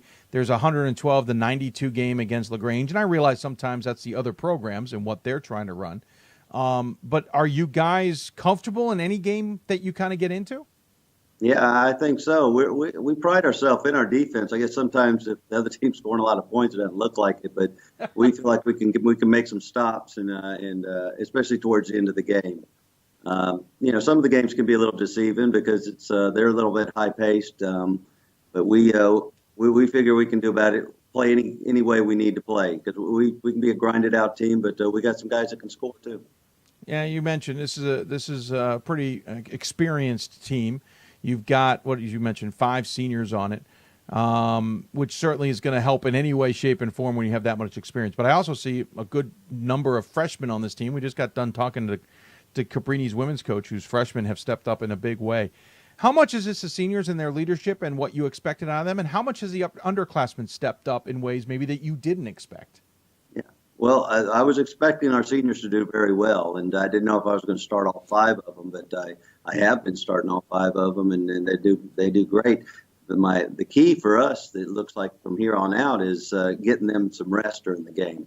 I don't want to play in 35 minutes each. I need those freshmen and sophomores to give me some minutes, and they've been doing a really, really good job over the last maybe 2 weeks now. So we're building. That certainly makes some sense. You would love to get some rest along the way. Of course, USA South is split up. There's 2 standings, as it were. You're on the one side. You've got the lead over North Carolina Wesleyan by 2 in conference. They're 8-8 overall, 6-3 in conference play, and then it's everybody else. Averett's 2-4, Greensboro's 2-6. How much is this? And we should say on the other side, Maryville's 9-0, Piedmont's 6-3, and I think you have already played Maryville, if I'm correct. Right. Yeah, and you unfortunately lost to them by 10. So how much of this is making sure you stay in position where you are in your conference, but also staying in position just in case Maryville gets tripped up so things can maybe come through, Fayetteville, North Carolina, instead of heading out to Maryville? Yeah, I know. That was a big game. We played the other side of the division just one time, and this happens to be the year we go to Maryville instead of them. They came to us last year. And so a little bit of a unfortunate, but, you got to win the game. And they got us, so they got the advantage right now. But if they slip up in a game, or really they have to slip up in 2, and we have to win out in order to host. And, they're playing really well, so I don't know if that's going to happen. Was that one of those games where it slipped away, one of those games where they just flat out earned it, one of those games you guys let get away? Yeah, well, we played really well in the first half. I mean, we played about as well as we can play, except for maybe tonight. And then I don't know if we got complacent or, Maryville just they had a great second half, and they caught us, and because we had like a 13 point lead in the first half, playing really well, and they just got after us, and we kind of was not playing our game anymore, and they had a great second half. But, the 2 teams that have beaten us this year, I'm not counting High Point as a Division I school, right? But Guilford and Maryville, both the teams that beat us this year, they had to play very well in order to beat us, and they did, and so they deserve those wins against us. What do we make? I mean, Methodist honestly hasn't been in the conversation for a lot of people in Division III. I think there's more questions than there are answers, rightly or wrongly, about the program because we don't know it as well. How important is a season like this to kind of re-enter maybe the conversation and say, look, here we are. We're in the USA South. We are a good program. And how much will that help you with recruiting? How much will that help you with scheduling? How much will it just help you in having a national conversation about the fact that USA South has more than just a handful of teams? Yeah, well, anytime we do well, then it's, people take notice. And, we've beaten, teams that we were supposed to beat, and we've beaten a few teams that maybe people didn't think we were going to beat. And, people take notice of that. And, we've won games in a row. We've won different ways, as you mentioned. And so we're pleased with how things are. I don't know who notices things. I know that the South probably doesn't get as much attention as maybe we think we ought to, but there's some good teams down here, no doubt. You've got a really fascinating game coming up. You're going to take on Pfeiffer, which is enter the conference, though they're not technically a Division III school as of yet. They're in the process. They're in Division III. They got the 4-year process, et cetera. They're coming off their D2 roots. They have been destroying teams left and right. This is a fascinating game. Do you have to take it as seriously as you would any other game, or is this one of those games? I mean, it's a loaded question, I know. I'm just kind of curious with such a dynamic there how you approach it. Yeah, well, they're playing a lot of teams in common, and so we're, when we scout out the teams we're getting ready to play, they're playing them. But I'm telling my assistant coach, listen, I don't want to see any of their stuff because it's not going to show us what we need to do to prepare. And so I haven't really looked at them. I've kind of been hearing, I've seen the scores and all. But we'll really look at it tonight and tomorrow and to get ourselves ready for the game Wednesday. I know they had a tough game tonight. They played Maryville and lost like 84-59 or something. Wow. It's really unusual. So we're going to watch the film and see what happened. Maybe they had some guys sitting out or something. I don't know. But we'll look at the film and see what happened, and maybe we can duplicate what Maryville did on Wednesday. Yeah, interesting. And they lost both this weekend. They lost Covenant 105-101. They lost to Maryville today, as you said, 84-59. Of course, we should point out again, you played this weekend, won 79-68 over Huntington at home, and you beat LaGrange 112-92 at home. Pfeiffer will be the non-weekend game. It's in the middle of the thing here. You don't have a lot of home games left. This is one of 4. The rest of the way, you'll have 5 road games, so I guess it's 50-50 to some degree. It's important to hold on to the home court. You gotta win at home. I'm assuming it's all starts there, and then worry about the road games. Yeah, well, you always think at the beginning of the year, let's win our home games and split our away games, and we'll be in pretty good shape. But we just feel like we need to win all our games and just win out and be peaking at the end of the year. Let's talk about the teams statistically, just jumping out almost 20 points a game from Davion Ayabarano. Very good. Nice try. Thank you. I figured I'd swing and miss on that one. How do we say it? Davion Ayabarino. Wow. It's taken me years to figure it out. And his high school coach used to try to tell me how to say it. He said it took him 4 years to figure it out, too. So you basically say every single letter that's there. Yeah. 20 points a game for him, 6 rebounds a game, 2 assists a game on top of all of that. Shoots pretty well from the floor at 52%. Brian, is it Rouse? Rouse. It is Rouse. I was going to guess. There's a guy in our area named Rouse. 17 points a game. Jackson Whitley, though, I can't ignore the double-double. 13 points a game, 11.5 rebounds a game. Shoots 58% from the floor. By the way, he's not going to shoot a lot from deep, but he'll hit a fair share. Pretty good free throw shooter as well. And then another double-figure guy in Troynell Reese, 10.5 points a game. And then we should mention Ray Hall, 9 points a game as well. That's a nice dichotomy there. You got 4 guys in double figures. You got some decent rebounders in there. They all seem to distribute the ball pretty well. Well, maybe except for Reese. Hall's 4 assists a game is an insane number. It seems like a very balanced unit. Yeah, well, we got some weapons, so that teams preparing for us has to, look at each of those guys and say, well, what do we take away, or what can we take away, and they take that away. Well, somebody else steps up. The other night, Troy had 25 points, and I don't know if they were expecting that, but it's a good thing he did because we needed him to do it. Every time it just works out perfectly for you.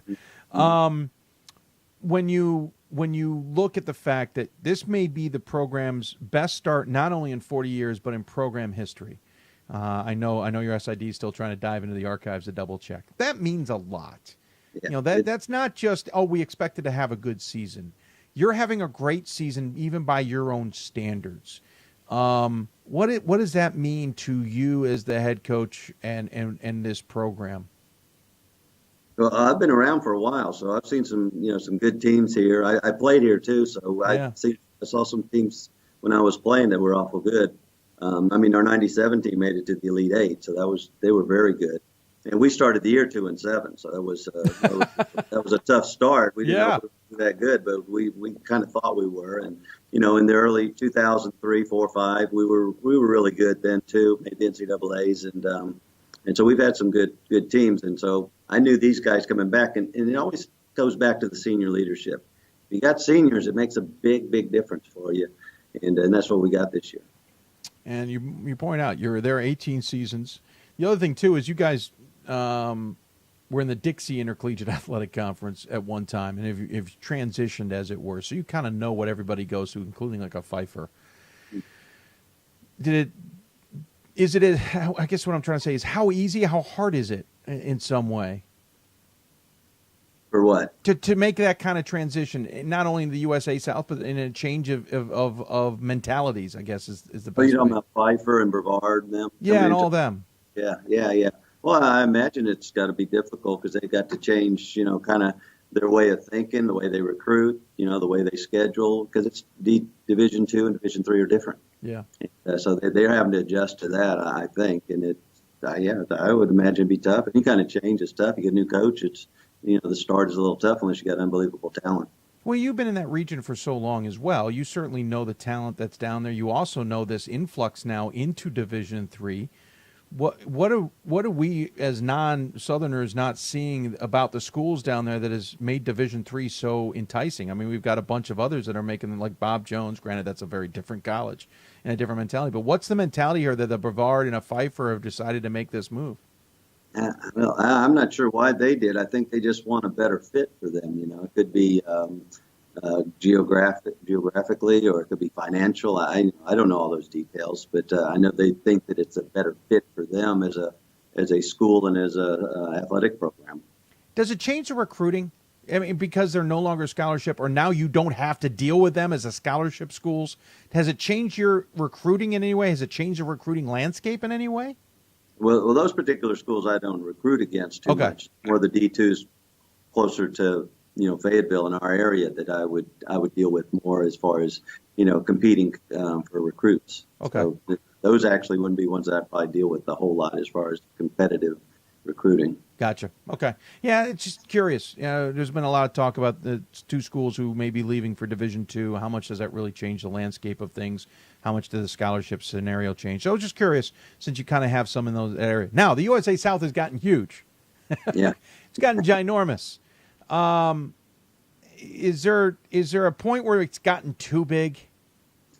Well, I guess some of the coaches might think that, but Okay.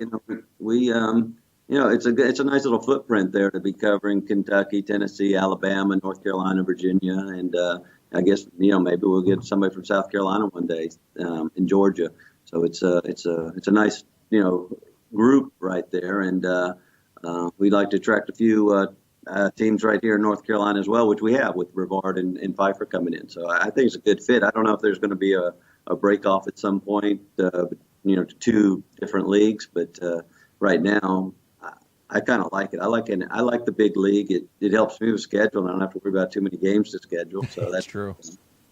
Yeah, it's all done for you basically by automatically. Before we let you go, I asked this earlier of a coach. I'm curious. You're playing so well. You seem to be doing well. Obviously, you got a lot to play ahead. We're not discounting that. You still have Ferrum ahead. You still have Averett, who's a tough opponent, North Carolina Wesleyan, et cetera. However, you may have a good record, but I have a feeling every coach can find something wrong. What aren't you guys doing well? Well, I don't want to base it on tonight because we played really, really well tonight.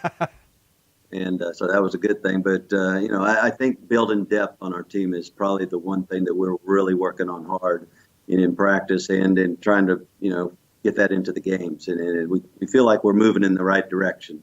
And so by, time we reach the conference tournament, then we should have a good rotation and the guys will know their roles even better and feel more comfortable out there. I think that's one of the big things with the freshmen is they don't really feel comfortable out there as far as running our plays or rotating in our defenses. I think that's the one thing they're getting. They're starting to get comfortable there. And the only way they're going to get comfortable is getting out on the floor and playing. And over the last 2 weeks, we've probably been able to get them out there more. And I think that's going to be a difference because our 5 starters are going to do well. They're really good. And but they're not going to do really well if they got to play 40 minutes. Yeah. Depth helps, especially when you get into the tournament time or if you get into foul trouble, you can go to guys who can help you for brief periods of time. Yeah, I can understand that entirely. Well, Coach, I appreciate you taking the time. Fascinating to learn more about Methodist. I hope we can learn more about you guys in the future as the Monarchs continue to play well. Good luck the rest of the way, and especially in the USA South tournament. We look forward to seeing maybe we'll see you in March. That would be fun to see you guys playing in the tournament as well. As always, we give the coach the final word. Any final thoughts you want to share with those who may be tuning in? Yeah, well, I'm glad everybody's hopefully a lot of people are tuning in. I think all my players are. Hey, guys. Have a good. We got the day off tomorrow, so they can rest their bones, and so it might work out for us. We got Pfeiffer on Wednesday, and we'll have a great practice on Tuesday, getting ready for Pfeiffer coming in here on Wednesday night. Well, good luck. As I said, fascinating. I'm just interested in watching the Pfeiffer game for the same reasons you are. What happened this weekend?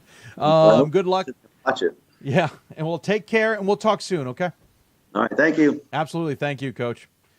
Joining us on the City of Salem Skype Hoopsville hotline. It is the head coach of Methodist, David Smith. Again, the team, maybe the best in program history, or at least the last 40 years. 13-3, 8-1 in USA South play. They got Pfeiffer coming up. Then on the road, Ferrum and Averett next weekend. When we come back, we'll do a double take on the top 25. Ryan Scott joins me. You're listening to Hoopsville, presented by D3Hoops.com, the WBCA and WBCA NABC Studios. More Hoopsville after this.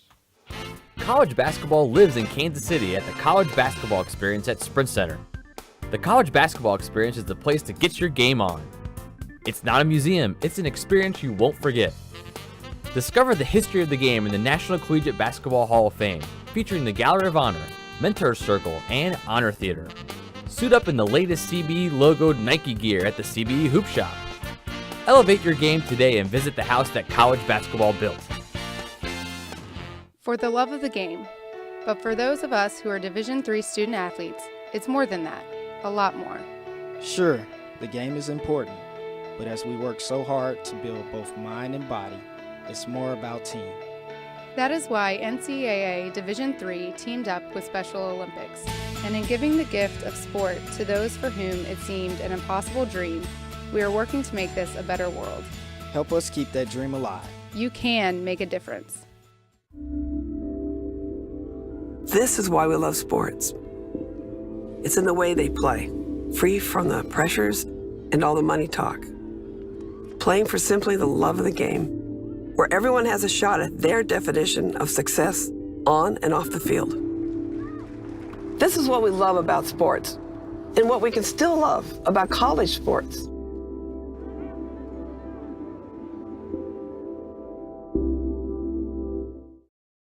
We've got more schools than Division I, more fans than Division II, and more upsets than March Madness. There's 800 programs with over 11,000 games leading to 2 national championships.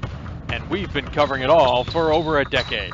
From Eastern to Occidental, from Puget Sound to Piedmont, from Southwestern to the University of New England, and from Hope to Calvin.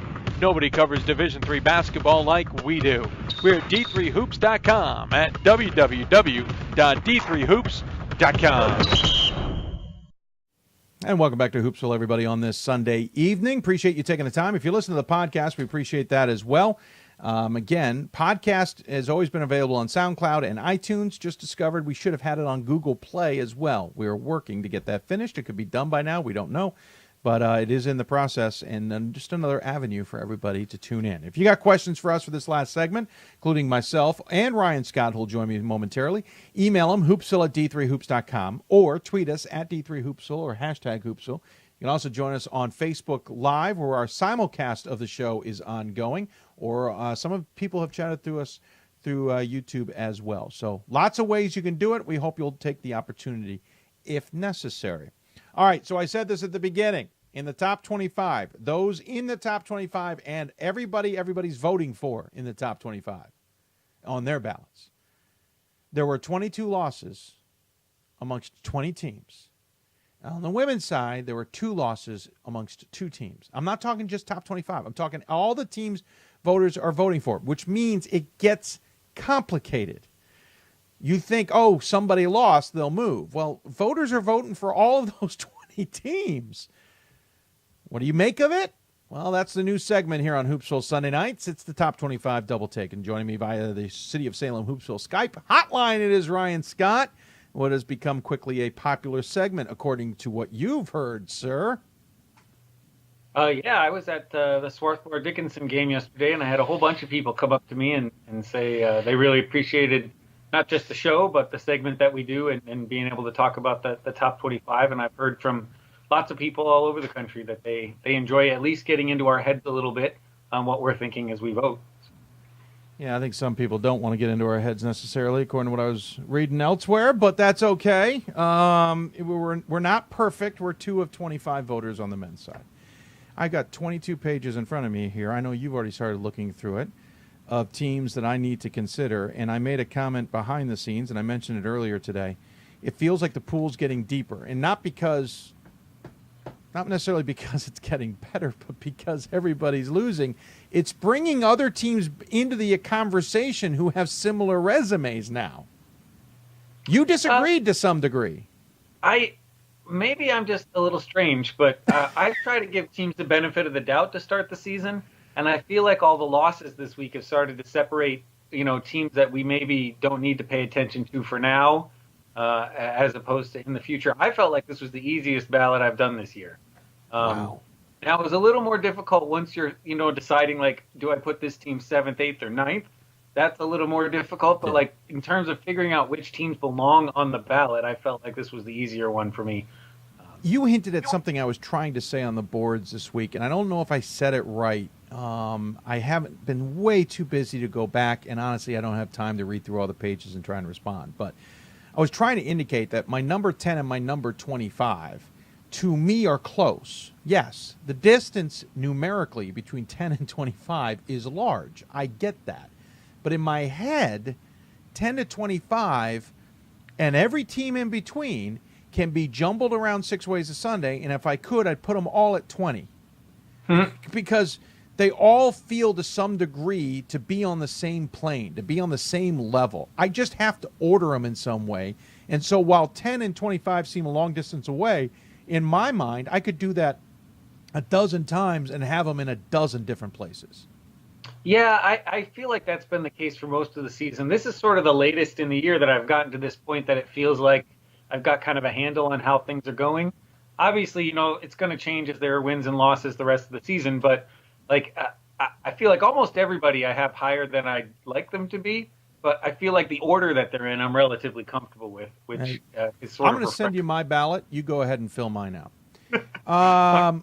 Again, we had 22 losses amongst 20 teams in the top 25 and receiving votes category, and I think that's important because it means everybody that people are voting for. So everybody's ballot took a hit, is what I'm trying to get at. Now, maybe we can blame a little bit of that on the WIAC because we have, what, at least 3 teams in the top 25, right? Or maybe it's just 2. 3. No, it is 3. There it is. And we have at least one more in the top 25, and they're all being beaten by one who's not in the top 25. We can probably blame a little bit of the NESCAC because they're doing the same. So maybe some of this is because of 2 conferences. I get that to some degree. Was there any result, and we'll get to our big questions here in a moment, but I wanted to ask you this. Was there any result that you spotted this week that actually caught you by surprise? You're putting me on the spot here. I now, know. Dave. Sorry I didn't about that. prepare for this question. I'm sure there is. It doesn't come up at the top of my head at the moment. I think there were a lot of losses. I mean, maybe that was the biggest surprise, you know, or the fact that like the 3 big WIAC teams all lost on the same night, and it wasn't even that much of a surprise. You know, that might be more telling of how the season's gone. Couple things that jumped out to me: Oshkosh losing twice, John Carroll losing to Baldwin Wallace but beating Marietta. I think that's just because that added to more confusion. And I think the other thing that jumped out at me was the fact that in the UAA, all the road teams won on Friday, and on the women's side, all the road teams won all the whole weekend. Yeah. What you were saying that, I was just thinking, the one that stuck out to me most was Nebraska Wesleyan 99, Wartburg 60. Yeah. Not necessarily that Nebraska Wesleyan would lose that game at home, but, you know, 39 points against a pretty decent team was sort of surprising. Yeah. Especially because I hadn't been real high on what Nebraska Wesleyan could do this year, and so that was a bit of a surprise. After they entered conference play and immediately stubbed their foot, I'm like, okay, never mind. Yeah. Now Wartburg looks like it's coming off the rails, along with Ohio Wesleyan looks like it's coming off the rails. It is crazy. Yeah, it's hard to know, and that's been really going through my ballot this time. At least what stood out to me was I looked a lot more at the losses because there's so many teams that have 3, 4, 5 losses. What I separated them, at least this time, was which ones were a little more understandable than others, and then pairing that with the wins that they were able to have in order to rank the teams. Yeah, it's certainly fascinating out there, to say the least. Hey, let's get to our actual questions here before we waste any more time. Of course, we call it the Triple D. We have the dubious. We have no, hold on. I missed one. Deep dive. Deep dive and the debate. Yeah, sorry. There we go. So the dubious, the deep dive, and the debate. We'll start with dubious. And, sir, go ahead and let me have who you think is your dubious. So I know we just talked to them, had them on. Hamilton is one that I'm really scratching my head with at this point. Obviously, 15-1 is a great record. They've had some wins that maybe we didn't expect them to get. You know, Wesleyan and I'm not sure about Trinity what we expected there, but you know, losing the way they did to Amherst the other night sort of puts a lot more question marks back into things. I didn't think their early season schedule was as strong as maybe it could have been. I didn't have them very high up there, and now I'm not sure they're worth voting for. Incidentally, I did end up keeping them at the very bottom of my ballot because there weren't a lot of other good options down there. But I'm a little skeptical, especially how high they are on many people's ballots. I'm hoping I'm not repeating myself. I've got about 3 dubious, and I'm trying not to repeat myself because I've talked about these 3 teams before. But I'm going to go with Whitworth. Yeah. I didn't mention them last week, did I? I don't think so. I think we talked about Williams a little bit, but Whitworth is the other one that's kind of got a similar. Yeah, Whitworth's on mine. They're 15-2. Nothing in their game against Whitman blew me away. I know they're playing without their best point guard, which is why I think they're a little bit dubious here. I also think they're a young team that is playing very well. I'm not saying they're not a good team. I just don't think they're 7th best in the country. Willamette took them to 2 points. Willamette's okay, not great. And Linfield gave them a game, though Linfield, I think, is much improved. Don't get me wrong, and I know Linfield gave Whitman a pretty good game. So I'm going to go with Whitworth here. Whitworth doesn't have a lot on their resume that blows me away. North Central's improving. I'm liking what I'm seeing now from North Central, though they also lost on Saturday to Elmhurst. And they have a couple other games that I didn't like that are starting to look better. But nothing from having watched Whitworth blows me away like the old Whitworth teams. I feel like maybe we're just like, oh, Whitworth's good again. They must be good. And nothing in Matt Logie's squad. I think they're a good unit. I just don't think they're 7 good. I think they're 20 good. Yes, I ended up slotting them in at 16 for this week. And there's a number of teams right around there that are all similar. Yeah. They've only got 2 losses, and I think this is going to be a season in which consistently winning games is going to prove to be really beneficial for you by the end. They've got, they're missing Lester, right, as the point guard team. Yes. And out that's going to hurt them, obviously. Presumably the season. They've got some real talent on that team still, and they can play with people and hang with people. And their only losses, Whitman, and then the loss to Wheaton is looking a lot better. I don't think Wheaton was playing all that well when they beat Whitworth. Very possible. It's they don't have bad losses, and they're winning the games that they play. So, they deserve to be on there at this point. Just maybe not, like you said, as high as they are. And Hamilton's the same with. And by the way, I should circle back. I kind of agree with you on Hamilton. I like how they are. I do have Hamilton high. I have them at 11, but it's in that 10 to 25 slot where I could throw them anyway 6 ways to Sunday. But yeah, Hamilton. By the way, on my own ballot, I think I've discovered that maybe I'm a little too high on Wesleyan. But that's another conversation for another day. Let's move on to Deep Dive. Basically, I should point out, this is a team that we think isn't getting votes or barely getting votes, because I think we need a little latitude, and probably should be, even if we're not voting for them ourselves. So I'm doing a little cheating here because this team has not gotten any votes yet. And, of course, the small little minnow that nobody's ever heard of before in Stevens Point, which now has a 2-game lead in the WIAC after winning a couple more games this week. And to me, the biggest thing and the reason that I was most dubious early in the season is they're doing it without their best player. Ethan Bublitz is out for the season, I believe, right? He is out for the season. And he's a really strong player, really good shooter. One of the guys we noticed when they were at the Hoopsville tournament last year that had a bright future and hopefully still will when he gets recovered. Yeah, unfortunately, he's out for the season. Hopefully we'll be back next year. He tried to play on whatever he had going, and it clearly wasn't going to go well, and so he's out. Yeah, I can't necessarily dive in there yet. I still remember the 5 losses. 2 of them happened right in front of me. I know they played Whitman hard. I'm not surprised. Bob Semling always has a good defensive team. I'm never surprised when a team struggles against them, ever. Am I surprised that the entire conference has lost to them already in the first half of the conference schedule? Absolutely. I'm impressed. But I also know there's a second turn to this. Well, they haven't played Oshkosh yet. That's the next game up. Thank you. I neglected one. You're right. But Oshkosh is reeling too. I just kind of expect Stevens Point to have a 2-game lead at the turn. But the 5 losses, I don't see them as a huge threat because I think when they hit the second half, those schools are going to... Now, if Stevens Point gets past a couple of the big boys the second time, I will absolutely change my opinion on this. But right now, as much as they're leading the WIAC, I can't negate what I've seen both in person and on video.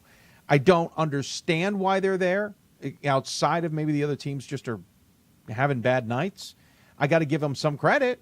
They're where they are. I can't vote just yet, because the other problem, too, is opening up the door to 12-5 team on my ballot is going to open up a ton of options for other teams in similar situations. But that's just me personally. But, yeah, Stevens Point has me torn. They really do. Yeah. I mean, what made the difference to me is that, this team doesn't have a lot of names. Right. They don't have stars. Similar to their last championship year. Well, that's exactly what I was going to say. They won a national championship without any name anybody would recognize. That's kind of the they're almost better when they don't have a star. That's just the way that they play.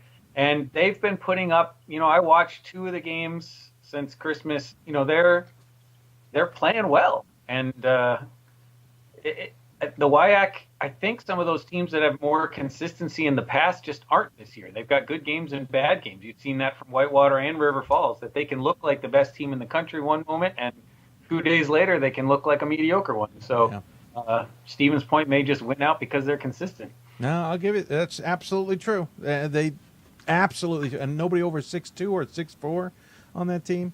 Yeah, I'll give that to you. My deep dive's Transylvania. I don't know if I'm accurate on this or not, but something about the Pioneers has impressed me. They're 13-4 this season. Their last loss coming to Mount St. Joseph is the one that does concern me. They had a heck of a battle against Emory back at the turn of the new year, back on the 29th, beating Emory 87-83. They did lose to Emory and Henry, but again by 4. And I'm voting for Emory and Henry. There's something about what the Pioneers are putting together I like. And granted, we should always also remember the absolute destruction of Hanover that they handed them. The 16-point spread was not anywhere indicative of where that game really was. That said, their loss to Mount St. Joseph has me a little concerned, so I feel like my deep dive could be a little bit trepidatious here. But there's something about what's going on there in Lexington that's got me interested. They're flying well off the radar. I know Brian Lane, I don't think, is getting the best out of his team. At least I bet that's what you would ask him. I'm sure we'll get him on a show sometime if they keep this up. But if we're really going to go deep dive to a team you should be keeping an eye on, I think it's Transylvania. Yeah, and they're, it's a team I looked at. I didn't really put them on my list, mostly because they've got the return trip to Hanover in 3 days. And I kind of want to see that game before I really invest in that. They've also got to go on the road to Rose Holman after that. So this will be an important week for them. If they can win both those games, they're definitely going to be up worthy of voting, I think. And while I haven't voted for him, and I may not vote for him this week, the reason I may not vote for him is what you've just mentioned. Going to Hanover and the Rose Holman games. I want to see him get through that before I maybe jump fully. But I like what I'm seeing so far, even if Brian Lane doesn't like what he's seeing from his team. Again, that Mount St. Joseph game has me a little concerned. But again, Mount St. Joseph isn't that bad. The HCAC race may just be more interesting than we're giving it credit. So that's your deep dive, and now our debatable. And this one we don't really, I don't think we really have 2 different teams. We just pick one and go for the debate. And sir, you had a couple. Which one are you going with? I think we're going to talk about John Carroll. Sounds good. You were a little higher on them early in the season. I've been all over the place with them. Yeah, I had not. I don't think voted for them. Maybe just last week. But I've been a little skeptical of them. So what are your impressions so far? So I have been all over. At the beginning of the season, I had absolutely no interest in John Carroll. I thought it was a lot of smoke and mirrors. I wasn't that convinced off their start. I know they had a loss to Mount Union that kind of maybe solidified it for me. I'm like, see, they're not great, but then they just kept doing things. And then the loss to Hope got me a little concerned again. It came down to this: they have beaten Marietta twice. I know Marietta may not. I think Marietta may be a team overrated by some, but they've beaten Marietta twice. They have, according to a head coach I was talking to today, probably the best point guard, not named Nate Axelrod, who transferred from Division II, where he was a top star there as well. They have a very prolific offense under now younger Moran. That's clearly indicative in their point scoring, and I can see that. I do have a major concern that has had me have them all over my top 25. They gave up 104 points to Hope in a loss. Baldwin Wallace, their loss this week. They didn't put up enough points. They have this prolific offense that can sometimes not show up, and then they don't have a defense that seems to shut people down. And I don't mean like fully shut down, but you can't give up on a loss to Hope. You can't give up 100-plus points. That's where my concern with John Carroll is. I have them 16, and I don't like it there. And this week makes it more complicated because they split the week with 2 others I'm considering. Yeah, if they'd won the Baldwin Wallace game this week as well as Marietta, I definitely would be voting for them. I've got them sitting 26 just off my ballot right now. But it's a lot of the same questions I had in a different sense with Illinois Wesleyan. is that they seem to be teams that want to win by outscoring their opponents, which works in most of your games. But when you really get down to difficult competition, you got to be able to stop the other team from scoring at some point. And we need to see that happening a little bit more consistently. I'm going with them because I've talked with a few coaches in the region who say, listen, they're good. They're very good. I bring up the defense, and they say, yeah, but I think the one thing I would say is John Carroll's offense has a better ability of outscoring its opponents than apparently Ohio Wesleyan's can. Now, Ohio Wesleyan definitely relies on the three-pointer. I think John Carroll at least has a little bit more go-to options, especially inside. I don't know how much Pete has stuck to his dad's plan of 5 in, 5 out. It feels like he has stuck to a lot to that. But it's the defense that does concern me. But I'm voting them 16 right now because I think right now, amongst everybody else, they've at least got a legitimate chance. Now, they may not get midway through the NCAA tournament before finally a good defensive unit puts them in trouble. But I have a lot more confidence in them now than I do Ohio Wesleyan. I have a lot more confidence in them than I have Marietta, who I've not voted for in weeks. Baldwin Wallace has made this interesting, to be blunt. I've been voting for Baldwin Wallace haphazardly because they're 22 on my ballot now. I've had them in my 15 to 20 range. They've kind of bounced around. But the win over John Carroll this week by BW is going to make things interesting for me. But I do like John Carroll. I don't love John Carroll, but I like John Carroll. But the reasons you don't like him, I completely get. I trust me, they're in my head too. Yeah, and I really feel like the schedule has not been as strong. Obviously, they're in the conference. The OAC is a good conference, but that early schedule, I think, may have inflated the record a little bit. I think Baldwin Wallace had a better schedule, and now they had just beaten them. So I am voting for BW, and John Carroll probably should be my number 25 team, but I finally got up the courage to throw 1 point at the boys down at Sul Ross State. I think they've put up a good season so far. They've been winning their conference games by 20-plus points, 3 or 4 in a row now. So I wanted to John Carroll might have earned that spot, but I think Sul Ross, I'm going to give him that point just to get a little. Yeah, I know you love Sul Ross. We'll talk about them some other show. I do agree with you, John Carroll. The early season is why I wasn't voting for him. I think it was a stretch where they beat Mount Union despite them being 9-8, then beat Marietta, Ohio Northern, and blitzed out LaRoche, where I kind of went, okay, I can buy in here. The Hope loss concerned me. Then they came back and beat Heidelberg, Capital, Otterbein. Granted, everybody's beating Otterbein, and Wilmington, and I felt more confident. Now the Baldwin Wallace loss will have me a little bit not so confident.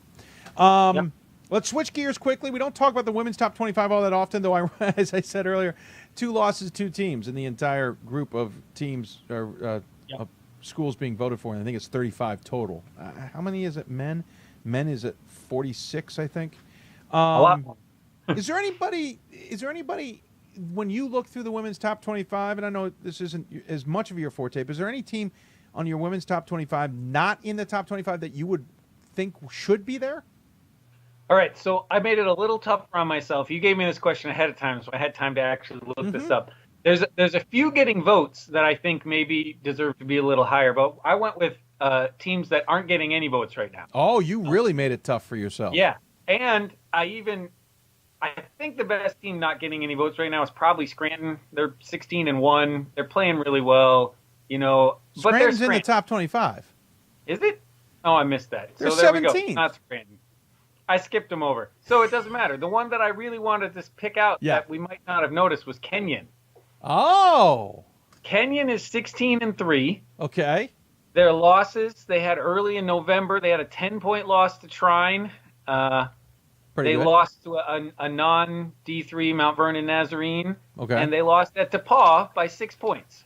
Now you got a good, fair point. So they've been performing consistently. And they've got a solid record there. Obviously, you said I don't watch as many women's games as I do men's because I don't vote in that poll. And I feel like Kenyon maybe is a team that people should be looking at. It's an interesting argument. I like it. I didn't make it that hard on me. I did go with those who were receiving votes. The team that jumped out at me, I think an easy one could be always Wisconsin Lutheran at 15-1. I get that. I think, honestly, the voters are probably waiting for this week. If they're not in the top 25, they're waiting to see this week by chance because they're taking on Concordia Chicago, who we had on earlier in the show.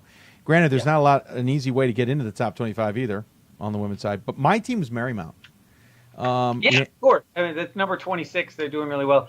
Sorry for the cat. We're enjoying the cat. Show off behind me right now, but it's making for a fun segment. I went with Marymount. Yes, they're at 26, so maybe this is too easy. But my thought on this is, why aren't they in the top 25?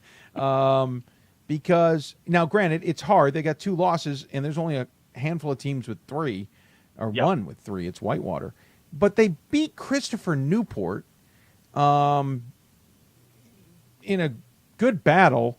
Christopher Newport's 12th. I get that. I just feel like Marymount's defense, the way they're playing, the way they've handled teams, they beat St. Mary's 74-41 and Penn State Harrisburg this week 63-46. Maybe that's not indicative. But there's something about Marymount that just makes me think, why aren't they in the top 25? I don't know who they would replace. Maybe Messiah. I don't think Messiah is clicking like they have been. Granted, they beat Lev Val this week 66-45.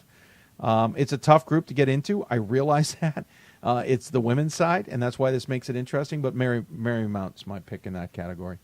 Yeah, the other one I looked at, they're getting a couple of votes. Rose Holman, really strong team. They lost 3 games this year, but by a total of 12 points at Hope, at DePauw, and neutral site with Illinois Wesleyan. So that's another one. They're just getting a couple of votes. The problem is, who do you take out? And certainly every team in the top 25 deserves to be there, but maybe a couple other teams that people could be looking at. No, you're absolutely right. Who comes out of that poll is the most difficult.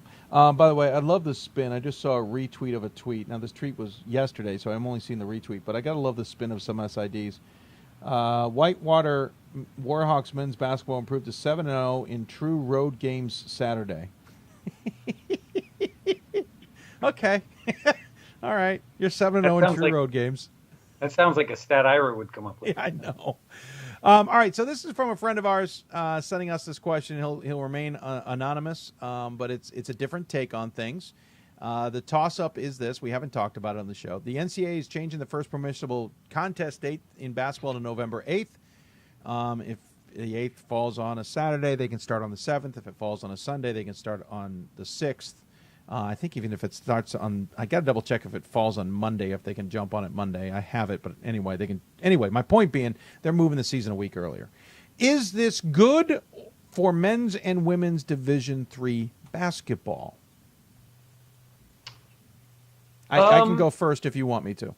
No, I think it's a good thing to have the option. Obviously, it's not a requirement. Nobody has to start their season any earlier than they do, but I know there are a number of teams that end up squishing a lot of games into a short amount of time just because they have, whether it's policies or they just want to give their kids enough time off over the holidays or at finals time. It just gives them an extra week at the beginning of the season. And although it's probably a minority of teams that are stuck in that situation, it gives them a little bit of relief. And I think that's probably a good thing. Well, I think it's more of a majority of teams because otherwise I don't think this legislation goes anywhere. I'm torn. In some ways, I've said I think we need more time before our conference season starts, and I think we need more consistent time. My problem with the schedule is because of the calendar, we either have 10 days before Thanksgiving or even 15 days or something crazy. Bye, kitty cat. Who knows? And I don't like necessarily the 15th, and I know they tried to hybrid it with if the 15th's on a Sunday, they can start on Friday's thing, and I get that. I do know there's concern amongst administrative staffs, especially sports information directors and the like, that starting a week earlier now puts it into fall conference championship week. That isn't ideal. I get that to some degree. And I'll get back to that in a minute. I agree with you, though, with larger conferences and with limitations by schools even, that you can't play and practice during exams, okay. Some schools have limitations. You can't play and practice in the holidays. Okay. In some conferences, we saw starting conference games on December 29th. The remedy to that is to then try and find a date in early December, or in the Centennial Conference's case, and some other conferences, the Tuesday before Thanksgiving. Those are important games. While every game is important, those games are really important because that game on that Tuesday before Thanksgiving could end up deciding if you're hosting the conference tournament at the end of the season. It really could. And I get that coaches want a little bit more of a warm-up before that. December 8th feels early. It does feel a little early, but at the same time, they're not moving the practice start earlier. No, they're not doing that. I ask coaches when I talk to them, just, what do you think about this? And I would say, 80 or 90% of the coaches I talk to say we don't need a month of practice before we play games, know? So having 3 weeks is probably better just in terms of getting out on the floor and seeing what you have. I'm not surprised that the sacrifice by coaches of giving up a week of practice was made. I am curious what the NESCAC thinks, because they're going to have to rearrange some things here. They're not going to go with 1 week, or the coaches are all going to refuse to play that week. Let me just get this out of the way. I do think that schools and conferences have to tackle this smartly. I think they have to say to coaches, listen, there are going to be some limitations to this. For example, I don't believe any of these tip-off tournaments should automatically move to that December 8th week, the weekend prior, especially when there's conference tournaments. You need to know your school. If your school is one that is hosting a lot of conference tournament events, including football, you need to realize that moving that tournament to that weekend is about the last thing you should do. And this now falls on coaches to be smart, and I realize that's a stretch. Some coaches are not going to care, and I get that, and especially coaches without football programs who think, and I'll be blunt, I know there's coaches without football programs who think they are the be-all and end-all of the athletics department, and they're going to do what they want to do, and I get that. That's where I could see this being a problem.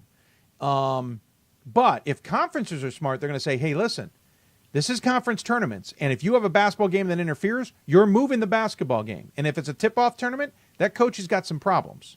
So I hope people are smart with this. I agree. I think there needs to be some more time. My personal solution was 2 Fridays before Thanksgiving. Plain and simple. 2 Fridays before Thanksgiving. Don't have this be a midweek thing. And if coaches are really smart, go on the road that weekend. Go play a one-off that weekend. Go play a Wednesday game now. Don't try and make it more difficult at your own institution is the only caution I have here with this earlier start. Yeah, and I mean, we talked about this a little bit, that I think it's actually a smaller number of teams that have a lot of those conflicts than we maybe think about, because those tend to be the teams that are good at everything, right? And so they're higher priority. Yeah, that's true. That's true. Here's but the other cat now. Yeah. Welcome. The problem is, the only catch to that is a lot of those who are really good in a lot of sports also have the programs who have tip-off tournaments. I think that's where maybe that crossover is ironically tight. But I agree with you. I don't think it's as grand a problem as it could be. The real issue is that the conference tournaments aren't consistent. You never know when one of those teams is just going to make a run and is suddenly hosting the conference championship game that you never expected to be hosting the conference championship game. And that's where this can become problematic. I think it's good because, yes, I'm a little frustrated. I think it's not fair necessarily to squeeze 5 games into 8 days because that's the best way you can possibly get those games in. I do want to see a little bit of a loosening of that. I don't know if November 8th, which means we could start as early as November 5th, is the right option. That's a 10-day early start. I don't like that. But for now, I think it's okay. I think it's good. But I really hope schools and conferences maybe put some rules in place to at least make this a smart decision and coaches respect their fall sports as much as their spring sports respect them. If that makes any sense. I don't work on the football side, so the sooner the games start, the better it is for me. That's true. Yeah, that's a good point. Good point. Yeah, instead of, I think this first weekend now has always been the last regular season of the football. Now it's going to be 2 regular season games before the end. So it's a bigger crossover. I know administrations are worried about that, but personally, I do think it's good for Division III because I think we can loosen things up. If we can have a slower start to the season, maybe with some limitations in place, and I realize it might be a pipe dream and I might be completely out of my mind, but that's if coaches are listening, and please don't laugh, I'm dead serious. Respect your institution, respect your facilities, and don't just think that because you have December 8th now, you can jam your tip-off tournament in even sooner. Maybe take advantage of that and go play a road game against somebody that you were trying to squeeze in the Wednesday before Thanksgiving, or maybe in some cases people don't have to play on Thanksgiving now. Well, that's the thing, is it might free up and let the players go home for Thanksgiving break instead of having to play that weekend. So that could be good too. So we'll see how it plays out. It does start next year. We're going to have a slower start to next year because some things are already set in stone for next year. We can't move them, but the following year will be a bigger impact. Hey, Ryan, appreciate it. Any final thoughts before we let you go? No, other than we got to come up with a good hashtag for these cats that are walking behind me. I'm surprised they haven't invaded this segment sooner than tonight, but well, maybe they have an opinion on the top 25 next week. Yeah, maybe. They do watch a lot of games with me. So there we go. Awesome, sir. Thanks for the time. Appreciate it. We'll talk to you soon. All right. Thanks. All right. That is the top 25 double take with Ryan Scott. Good segment. We'll keep working on it. Maybe tighten it up a little bit, but it was good. I threw some questions on at the beginning on Ryan there that I probably shouldn't have, but it worked nonetheless. Thanks. That's it. We're going to wrap up our show. I didn't see any questions tonight. That's okay. We tend to ramp them up as we get later into the season. Obviously, we have a lot of stuff to talk about that, like regional rankings and stuff that will certainly get the fires burning, as it were. That's going to do it for us, though. We're going to sign off. I want to thank all of our guests for coming on the show. Of course, Ryan Scott, who just appeared. Appreciate him taking time. We're going to see him every Sunday, or in the case of after Super Bowl, we assume on Monday. He may even make a surprise appearance on our marathon show, which is coming up in a week and a half on February 1st. But also thanks to Rusty Rogers from Concordia, Chicago, Adam Stockwell from Hamilton, Kate Pearson from Cabrini, and David Smith from Methodist. And, of course, their sports information directors for their hard work to helping us get those segments on the air as well. Did not have an NABC Coaches Corner segment this week. No big deal. We'll make up for it on the marathon. But we will have a fascinating WBCA center court segment coming up on Thursday. You definitely want to tune in for a coach working in a different environment, but because of the experiences that she's had, she's doing very well, and the committees that she's working on as a result. Thanks to everybody else for tuning in. Appreciate it. If you're enjoying the podcast, thank you as well. Don't forget, you can tweet us at D3Hoopsville or hashtag Hoopsville if you got questions. You can also email us, hoopsville@d3hoops.com. Follow us on Facebook at facebook.com/Hoopsville. Instagram, we promote the show there at D3Hoopsville as well. Thanks for tuning in, everybody. Have a good evening. And we will see you back here Thursday night, 7 o'clock Eastern Time. It's Hoopsville, presented by D3Hoops.com from the WBCA NABC Studios. Good night, everybody.